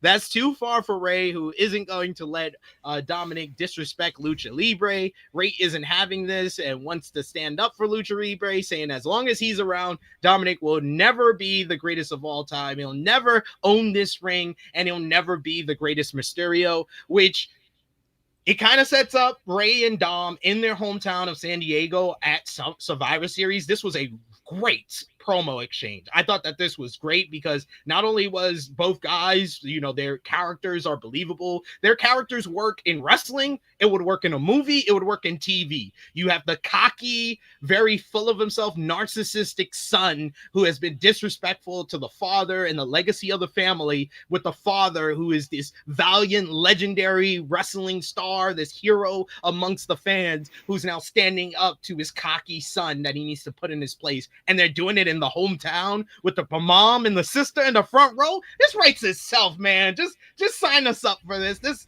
I know that Dom and John Cena had been reported, but this just writes itself. And this segment was so good because for the first time in weeks, Dom actually got heat. We finally found the key to get Dom heat. If WWE wants to continue him as a heel, you need to just pair him up with his father, because that's the only person who could get him. CM Punk mentioned him and said that he wanted to punch him in the face during the opening segment.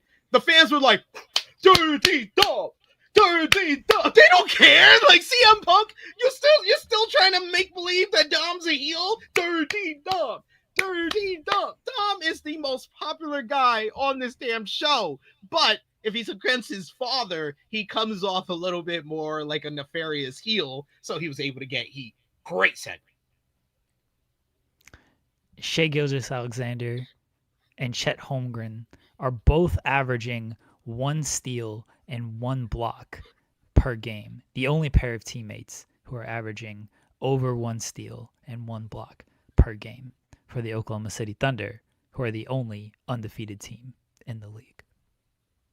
Lyra Valkyria's making sure everything is okay with Bayley because the Kabuki Warriors basically said they showed her some kindness last week because of their history together by not laying hands on her.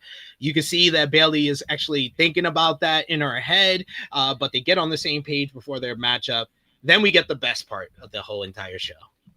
Rebecca Quinn is here. Becky Lynch is here. She's on the announce table, shows up out of nowhere, and she goes into full-on Becky Lynch rant mode. She says she has a lot to get off her chest. She says she's been going through a lot over the last week. She talks about her hot husband being at home injured, talks about how the Vision have ruined everything, talks about how she has a crooked referee trying to screw her out of everything, and Maxine Dupree, who's the greatest thing that's ever happened to her was being in the ring with her, and now she won't shut up about it. Then the New Mexico crowd starts booing her, and she was like, yeah, I'll be miserable too if the only thing that people remembered me for was how much meth this town does. Oh my God, Wade lost it. Someone call for the man, because Wade Barrett could not press the mute button, and all you can hear him is completely losing it when Becky Lynch said that. She is so good, and you can tell when she does a good joke, she breaks a little. She has that little break in her face when she cracks a smile, and she knew that that was a good one there, right there. But fantastic promo. This was the best promo of the night. It checked so many different boxes of Becky actually addressing the Vision and her husband to the fans in person. It checked the box of continuing her rivalry with Maxine Dupree, reminding the rivalry of her and Jessica Carr, the referee, and how ever that's going to continue. And then she was walking to the back, and she has a stare down with Asuka and Kairi of the Kabuki Warriors, which I heard some people saying, oh, she's going to possibly verse Asuka down the line. I was like, they've kind of done that to death like 5 years ago. So I think that's more teasing they're going to be on the same team in the women's war games. This was just them being like, sow the seed, set the seed, and let it grow over the next couple of weeks. But this was the first sign that Becky will be teaming with the Kabuki Warriors in the women's war games. But best part of the entire show, Rebecca Quinn, you are the greatest female wrestler of all time. And it's not just her saying it. Sports Illustrated is saying it. SP3 is saying it. Fightful Overbook is saying it. And In the Weeds, it's saying it. AJ Mitchell is averaging 17.3 points per game coming off the bench and is the leading candidate for Sixth Man of the Year in his second season with the Oklahoma City Thunder, the only undefeated team in the league. Next up was the best match on the show. Kabuki Warriors versus Lyra Valkyria and Bayley. They went out there. They had a great TV matchup. I thought that Bayley and Lyra, they just feel so motivated. Like, I feel like some people will say, looking from the outside going in, or be WWE fans and be like, oh man, WWE took notice. AEW starting the women's tag team division. They stepping up with their women's tag team division. No, it's the performers. It's not the company. It's not the company. It's not Triple H. It's not some big pep talk that Triple H gives them for them to perform this way. It's these women are so talented and motivated of the fact that the competition has a women's tag team division, and they're stepping the fuck up. And that's what Bayley's been doing over the last couple of weeks. That's what Lyra's been doing. And the Kabuki Warriors are just so damn good. Asuka, no ring rust. She came back 4 months ago. No ring rust whatsoever between the Crown Jewel matchup with Rhea and Io and this matchup here. She is one of the best in this entire company in the ring as far as female performers, and Kairi has just gone so much better with this character. And I like the fact that the story they tell of like Asuka being the senpai and being like, yeah, just go keep getting your ass kicked. I'll come in there and help you in a bit. Just no, not right now. I'm not giving you the tag right now. Go and do your work. So I like that from Asuka. I like the finish with her catching the Asuka lock out of midair, and then post-match, Charlotte and Alexa make the save, run off the Kabuki Warriors to set up Kabuki Warriors versus Charlotte and Alexa next week on Monday Night Raw. After having a historical defensive rating of 107.5 last year, which led the NBA, the Oklahoma City Thunder have a defensive rating of 106 this year, despite 2 double overtime games. The Oklahoma City Thunder are the only undefeated team in the NBA. The Judgment Day are backstage. We find out that Raquel and Roxanne, they come in all happy because Raquel's getting a shot at the Women's World Championship next week against Stephanie Vicaire. Dom doesn't care about any of their shit. He's just complaining about his daddy issues, with Balor not being happy about Dom's lack of focus on what matters and not inviting them to his celebration earlier in the night. The women won't listen either and blame Dom for costing JD and Finn the tag team titles. And Roxanne convinces Dom to go help the guys in their tag team title match, which was up next. Dragon Lee and AJ Styles versus Finn and JD. Another good matchup between these guys. I don't think it was as good as the one 2 weeks ago, mainly because they had to add a whole bunch of shenanigans into this one. I thought it was really good still because these are 4 great performers, and JD McDonough seems like he's in his bag right now, putting on some of the best performances that he's ever had in WWE. He had another great one here. In the end, Sheamus tries to basically counteract the interference of Dominic Mysterio after being screwed over against JD last week, which leads to Styles hitting the Styles Clash on JD for Styles and Dragon Lee to pick up the win. They retain the titles in what was a very good match. Chet Holmgren and Isaiah Hartenstein are the only pair of teammates averaging over 10 rebounds per game for the only undefeated team in the NBA, the Oklahoma City Thunder. Nikki Bella apologized to Stephanie Vicaire for their loss, saying that she's really losing her confidence because she's not as good as everybody else. And Stephanie was like, you need to believe in yourself. You paved the way for everybody. You're a WWE Hall of Famer. Nikki's going to turn on her. Paul Heyman met up with Jey Uso backstage, always said that he was his favorite member of the Bloodline. That's why Heyman can't understand why Uso would ever team with Punk. Uso says Punk faced him one-on-one, so he can respect that. He doesn't care what anyone says about him. Heyman talks about how it is open warfare with everyone involved in the Vision. He said it used to be, we ask you to be in the Vision, you say no, we beat you down. You ask you to be in the Vision, you say no, we beat you down. Now they stop you right at the door. Right at the door. And he was like, but you, Jey Uso, you sound like you have a vision of your own. So good luck, sir. It was like they were honey dicking us to make us believe we were going to see something exciting. Jey Uso's going to turn heel. Maybe one of the many stars that CM Punk mentioned at the beginning of the show. He put over JD McDonough big time, called him his favorite wrestler. A whole bunch of matches I would rather see than the one they would set up by the end. Adam Pearce announces some first-round matches for next week in the John Cena tournament. It's Rusev versus Damian Priest, Shinsuke Nakamura versus Sheamus. I don't want to see either one of those. They should be good, though. Jeremy.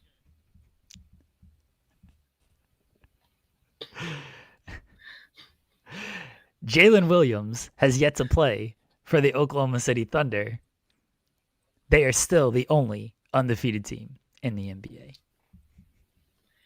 And finally, the main event of the show, CM Punk and Jey Uso versus The Vision, Braun Breaker and Bronson Reed. Somehow, some way, with all these stars in the ring, this might have been the worst match on the show. Mainly because it is the whole reason why I've had to do this whole review on my own, because it was kind of just there, and then all of a sudden, 10 minutes in, they start brawling on the outside, tripping over each other, and they get counted out. These lazy fucks couldn't be bothered to have anyone lose. We just had Jey Uso lose, so he can't lose. We're trying to make the fans believe that we're actually still pushing Braun Breaker and Bronson Reed, so they can't lose. CM Punk just won the world title. He can't lose, so we'll just do a double count out. You fucking coward. Grow some balls.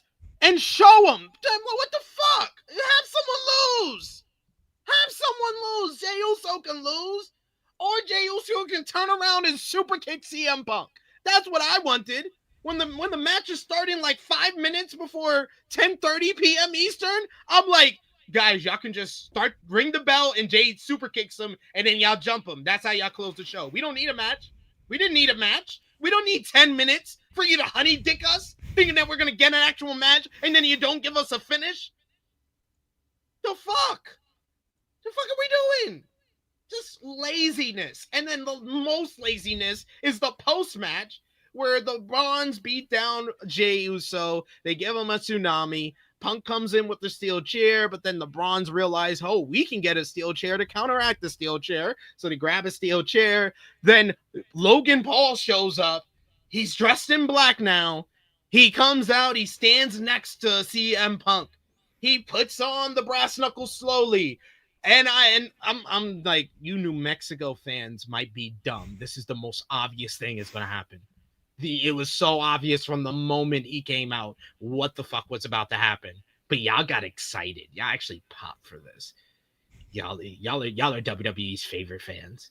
Logan Paul loads up the brass knucks. He blasts CM Punk, obviously, knocking him out. And then he looks at Paul Heyman. He hands him the brass knuckles, basically saying that he's not against the Vision. He's with the Vision after that beatdown earlier in the show. So Logan Paul is the replacement for Seth Rollins for War Games with the Vision. Oh, joy. We get that. And then the Saturday night's main event with John Cena's last match, we'll get Logan Paul versus CM Punk. Then maybe we'll get Braun Breaker versus CM Punk at Royal Rumble. Maybe. Hopefully. I don't know, guys, but the last night's show didn't fill me with optimism in regards to you people that believe that Braun Breaker is going to win this World Heavyweight Championship from CM Punk by or before WrestleMania. I don't see it. The Oklahoma City Thunder are the reigning, defending 2025 NBA champions and the only undefeated team in the NBA. Good review, SP3.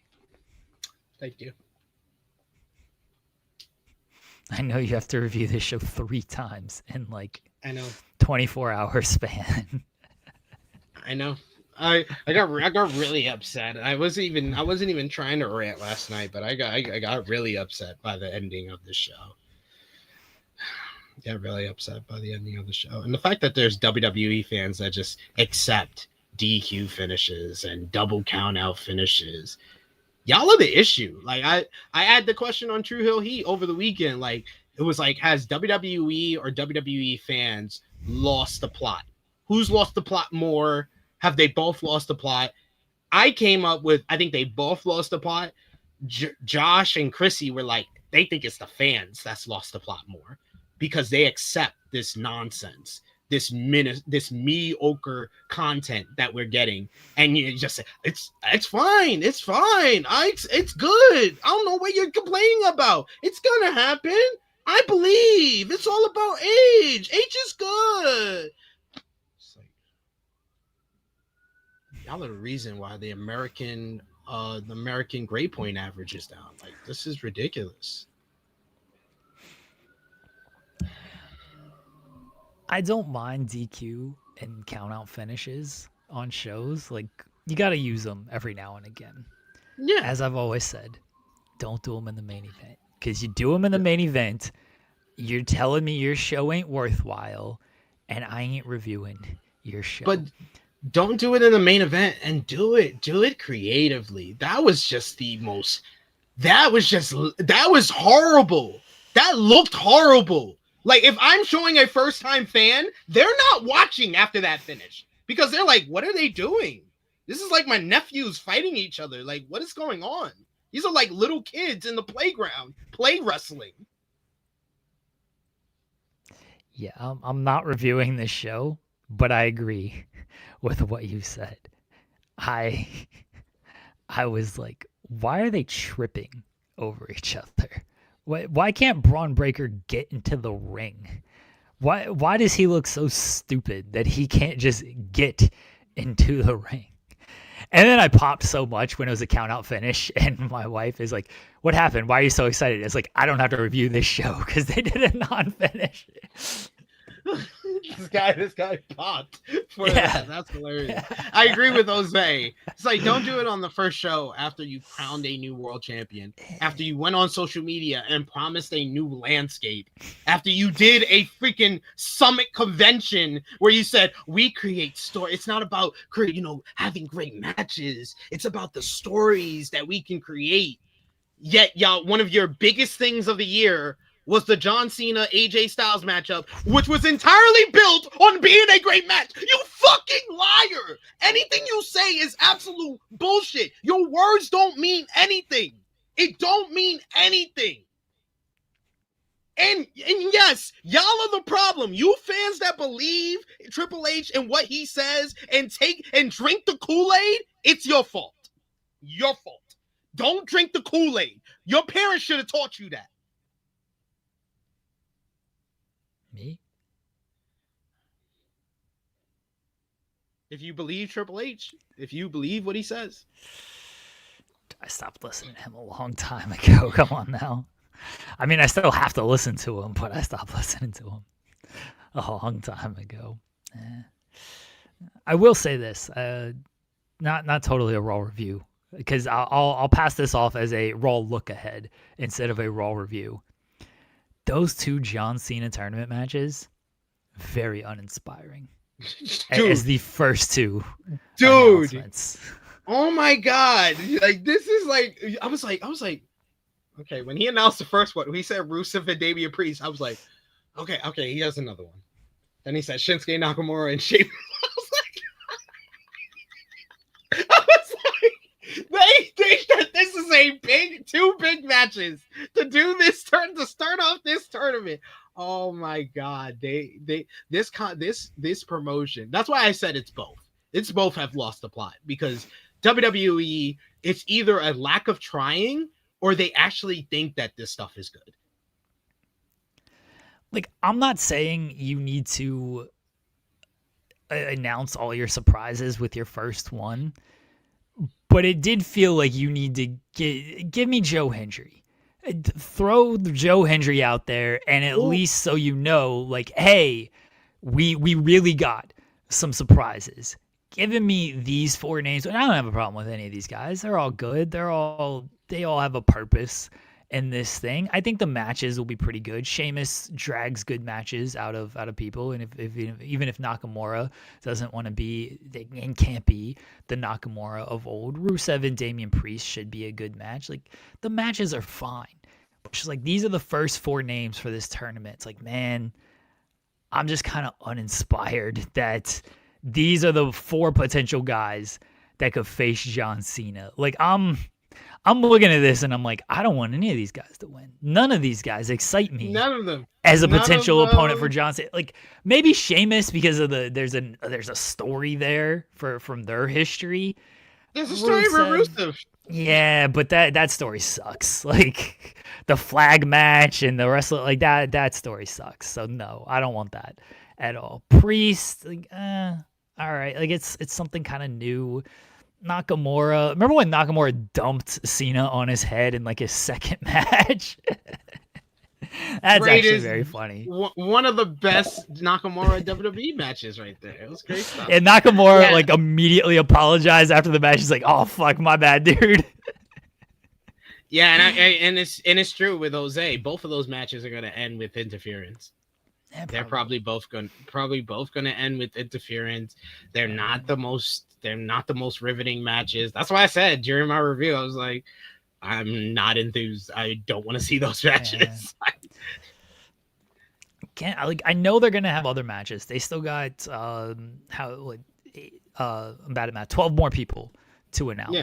So but 6 more matches. But like you didn't you I know they had to see all the fan reaction to last week's show with everybody being like, LA Knight got buried. Wouldn't it have been smart to announce LA Knight in this tournament instead of like not announcing him, not mentioning him the whole entire night, and then there's no LA Knight on this entire show?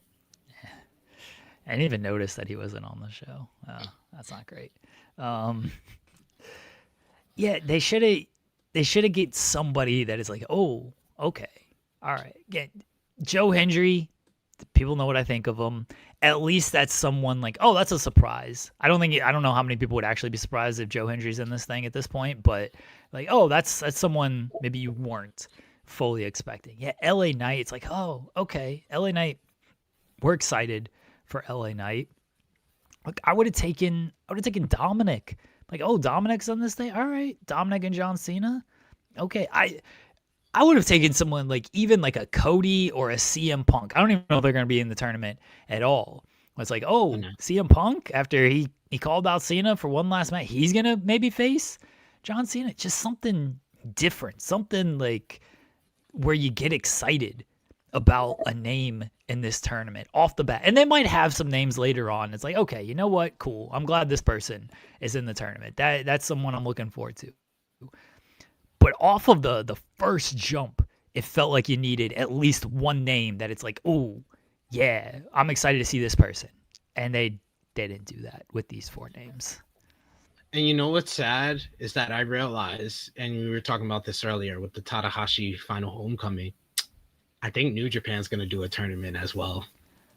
Man. The fact that they haven't announced it, it makes me scared. WWE has put this out so early that it makes me scared that New Japan's going to take a cue and do a tournament for Tada's final opponent. But like I heard what you had to say about it being lazy, and I agree. Like, it's lazy because you didn't take the steps to make it possible to do a tournament at the end of the show. Why are we doing a tournament for a guy that just got squashed by Brock Lesnar 2 months ago?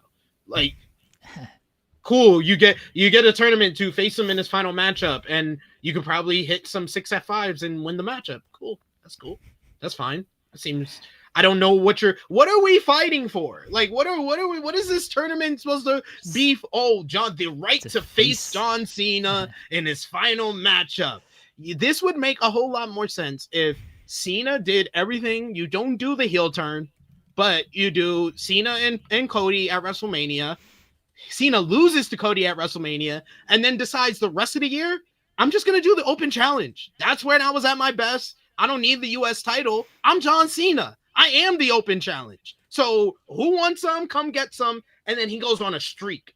The rest of the year, he beats everybody. He's undefeated in the open challenge to the point by the end of the year, they do the video package where he's like, I want to give everybody the opportunity that I've given so many this year and the same opportunity that Kurt Angle gave me on my first debut. Who wants to end my streak? Who wants to see if they can beat the best? Who can beat the champ? I am the champ because I am undefeated in these open challenges, and we're going to decide a tournament who gets the final open challenge against me on December 13th. That's how you make this work. But it's too late for that, so it doesn't work.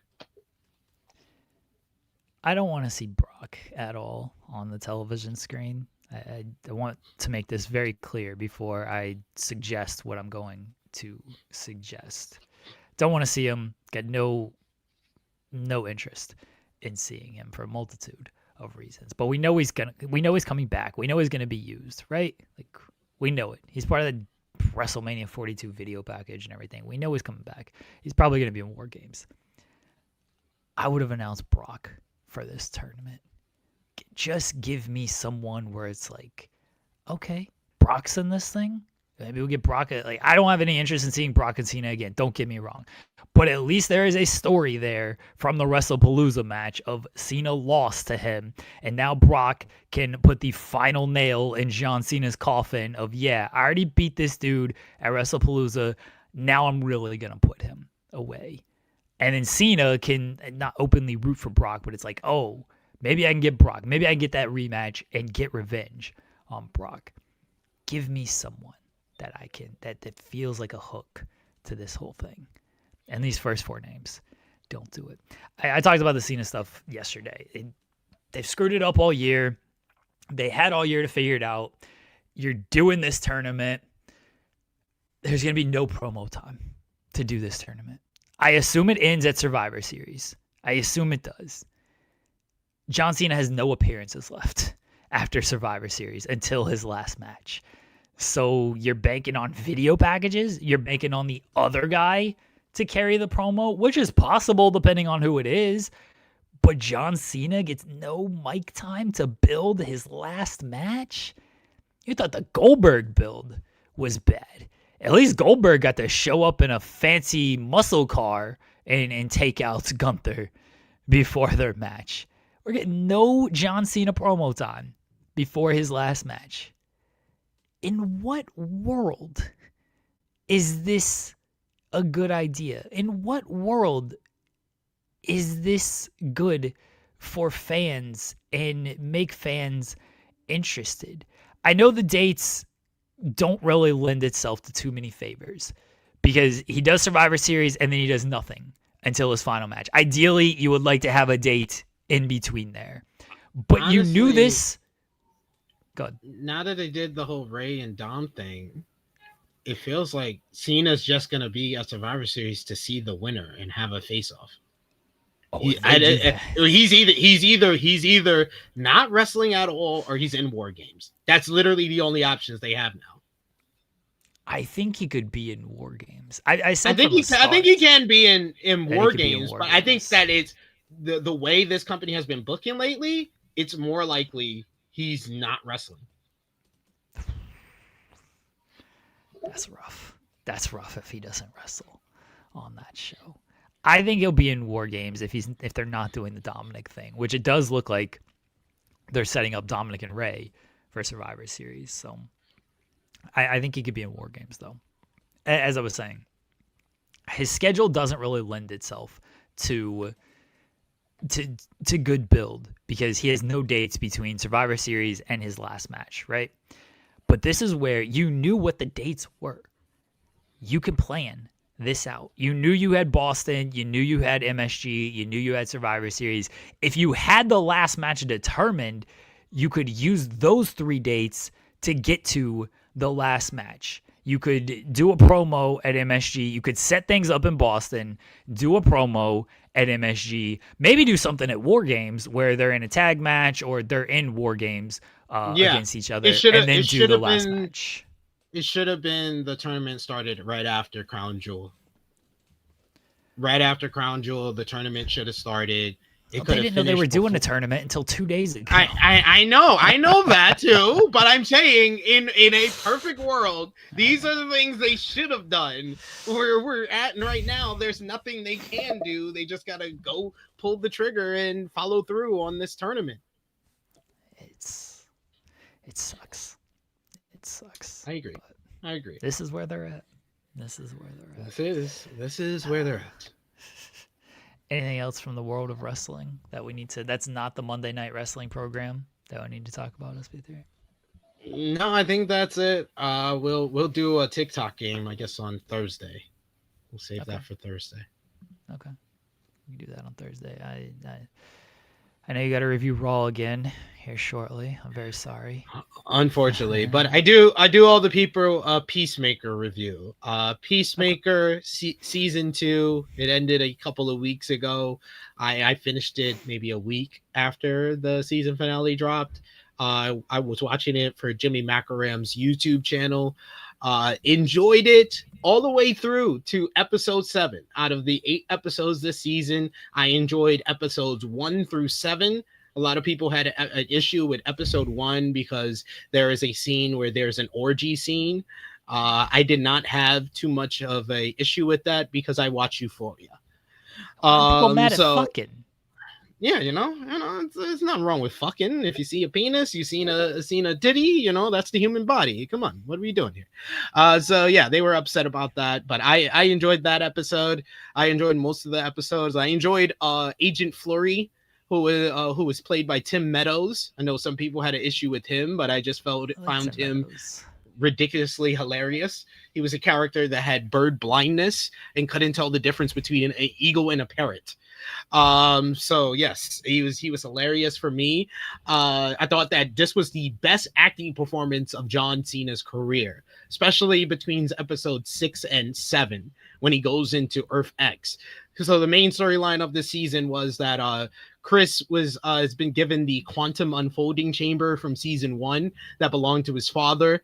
And one night he goes into this alternate universe using his father's code, and he finds a different version of his father in a different dimension. He finds his brother that he killed when he was a kid. He's actually alive in this dimension and actually a superhero with his father in him. And he basically wants to stay in this perfect reality because everything's gone to shit in his reality. His relationship with Hardcore is kind of up in the air because something happened on a boat and whatever. He can't get a job with the Justice Gang from Superman because he's not a real metahuman and stuff like that. So he decides to go to this alternate Earth, not realizing that it's Earth X, which is basically a Nazi land. It's a land where the Nazis won World War II.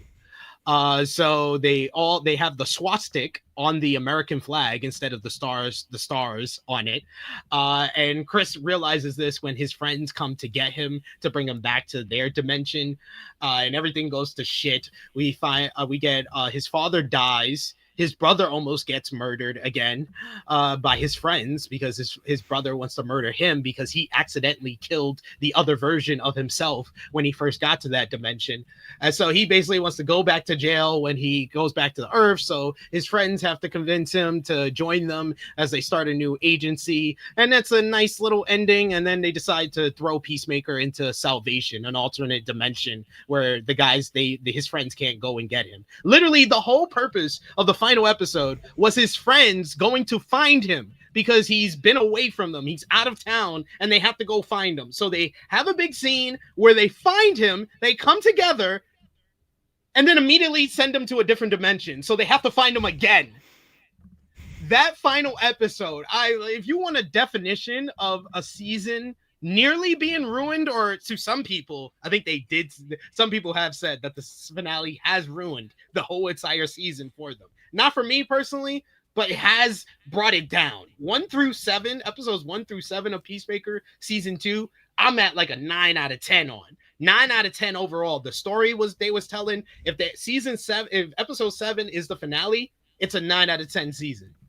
Then episode 8 happens, and that is a 5 out of 10, if not lower episode. It brings the whole entire season down to like a 7 out of 10. So that's my review of Peacemaker season 2.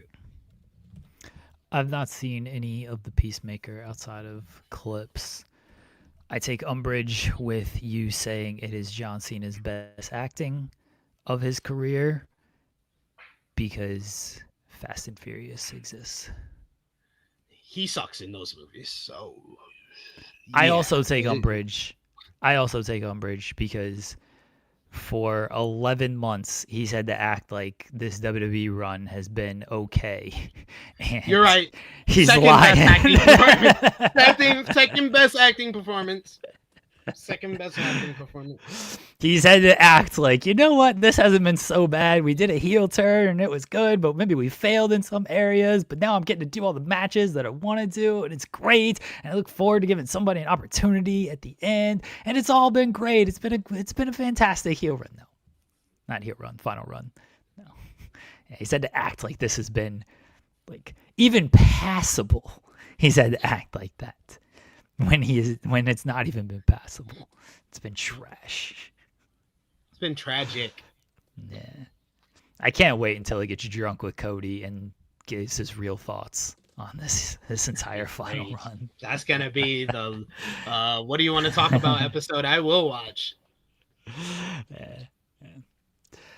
All right, SP3. Anything else we need to hit on today? I think that is all for this week. We'll save TikTok time for Thursday show. We had a lot in this one. SP3, what did we accomplish today?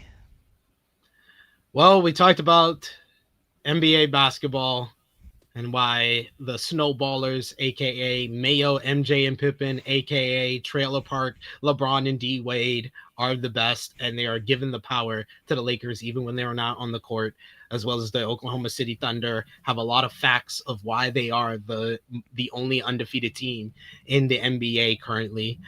We also talked about Ja Morant and the sad case of his career right now and where he could possibly go, and all the loser teams and winning teams and all the great players going on in the NBA.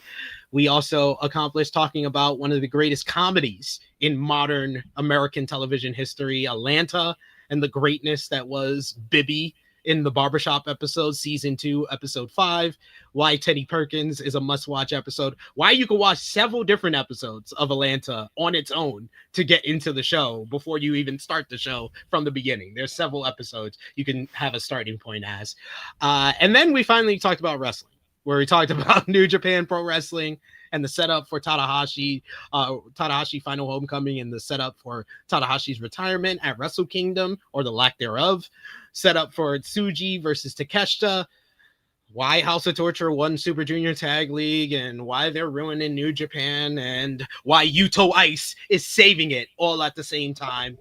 And then I reviewed Monday Night Raw all on my own, talked about that great Mysterio segment, the great Becky Lynch promo, and the stupidity of all the booking. No, none of the talent did anything wrong at last night's show. The booking sucks in WWE right now, and it's quite disturbing at how many people in our chat, which is really like one person, but too many, actually think that's fine.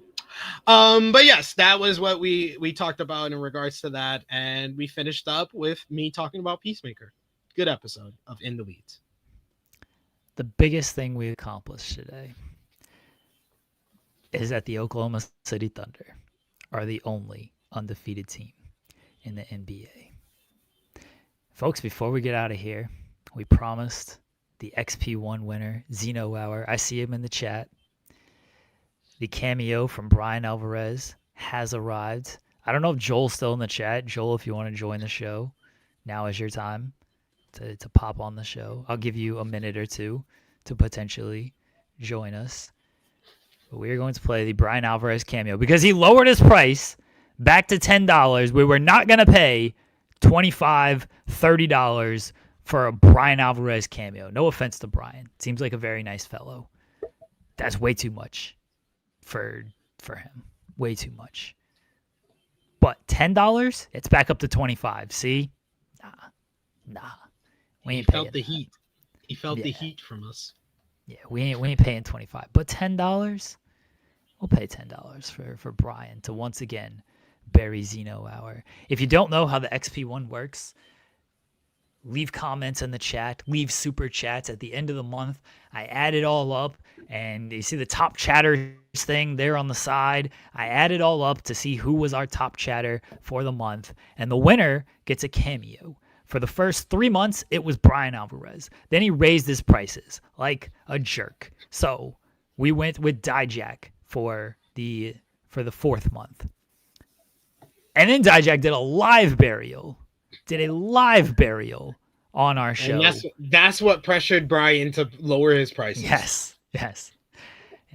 Dijak did a live burial on our show last week. And then we saw Brian lowered his prices back to $10. And so we were like, okay.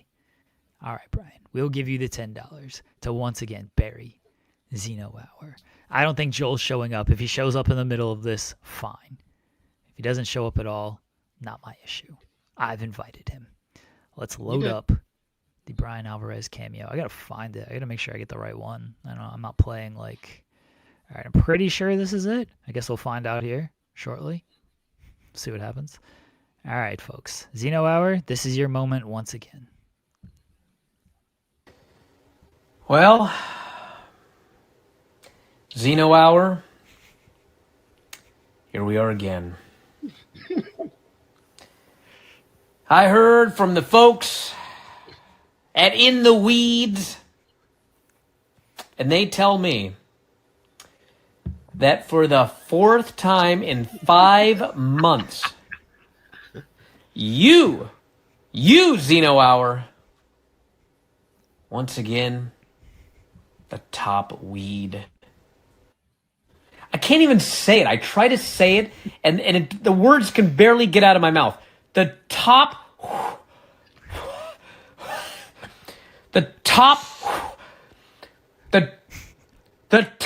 weed.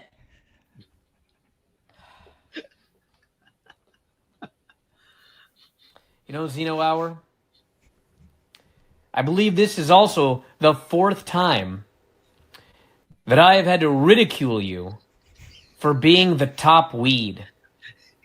Yeah. How many other things in this world can you be ridiculed for winning 4 times in a row? Not many. But goddamn it, the top weed 4 times? God damn it, man. Brother, there's a big world out there. There's all sorts of things to do. You can go to the mall. You go to the gym. You go hang out with friends. You could play pickleball. So many things that you could be doing, and instead, you're weeding. Now, with that said, 0 Hour, believe it or not, I was pleased with one part of this message that I received from the weeds. And they reiterated that you were the top weed for the 4th time in 5 months. You know what that tells me? My math could be wrong. It's not always the best. But that tells me if you're the top weed 4 months out of 5, that means one other person became the top weed. So that means for 1 month, you must have done something to be surpassed in the weeding. Whatever that was, please, for the love of God, do it more. They tell me you won XP1. I guess I should offer my congratulations for being the top weed for the 4th time in 5 months. It's just hard to fathom. My brain doesn't work like that. My brain is flooded with disgust when I hear that. But I suppose I should say congratulations. So, congratulations, Zeno Hour. I hope that November, you know what they call November? No Weed November? I hope that's what it can be for you, my friend. And maybe you won't hear from me for a while. As much as I like getting paid, that would be ideal. I'd rather you lived a full life, Zeno Hour. But with that said, I hope you have a wonderful November. Hello to everybody in the weeds. It's been a good time as always. I'll talk to you weeds again after a while. Gave us the podcast sign off and everything. Yes. Well, maybe if his price is still $25, he won't be talking to us again. Oh, that was His great. math was correct. 1 month. 1 month. One Yeah. month. I like that he called him 0 Hour at one point. 0 hour. Perfect. Perfection. Oh, bless Brian Alvarez. Keep the price at $10, Brian. That's all we ask. That's all we ask. That's all we ask. Is November no weed November? Is that a thing? No, it's no nut November. Yeah, I know I've heard of no nut November, but I didn't know if maybe there is a no weed November. I don't know.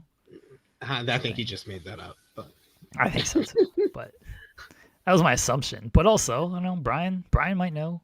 He might know something we don't. No weed November. Don't listen to that, everybody. We need everybody here for every episode. Bring the on weeds. I'll be Yeah. back on Thursday, y'all. Don't worry. Joe will be here tomorrow. I know there's some people that actually come for Joel. But you can follow me on the Twitter machine at TrueHillSP3. Follow me over on True Hill Heat Wrestling YouTube channel. I'll be live in less than an hour with the top guy JJ to review this week's Monday Night Raw more in depth than I have the last 2 times, I guess.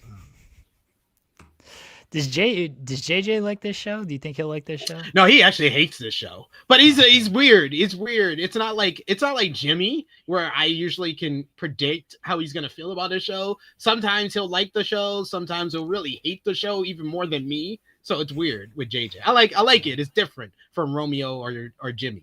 So. Is Romeo still running from the grind? Yes. Yeah. As always. Speaking of, I know I made a joke yesterday on the Raw review show. I hope Andrew Zarian's doing well, because they did not do a show again today. I know.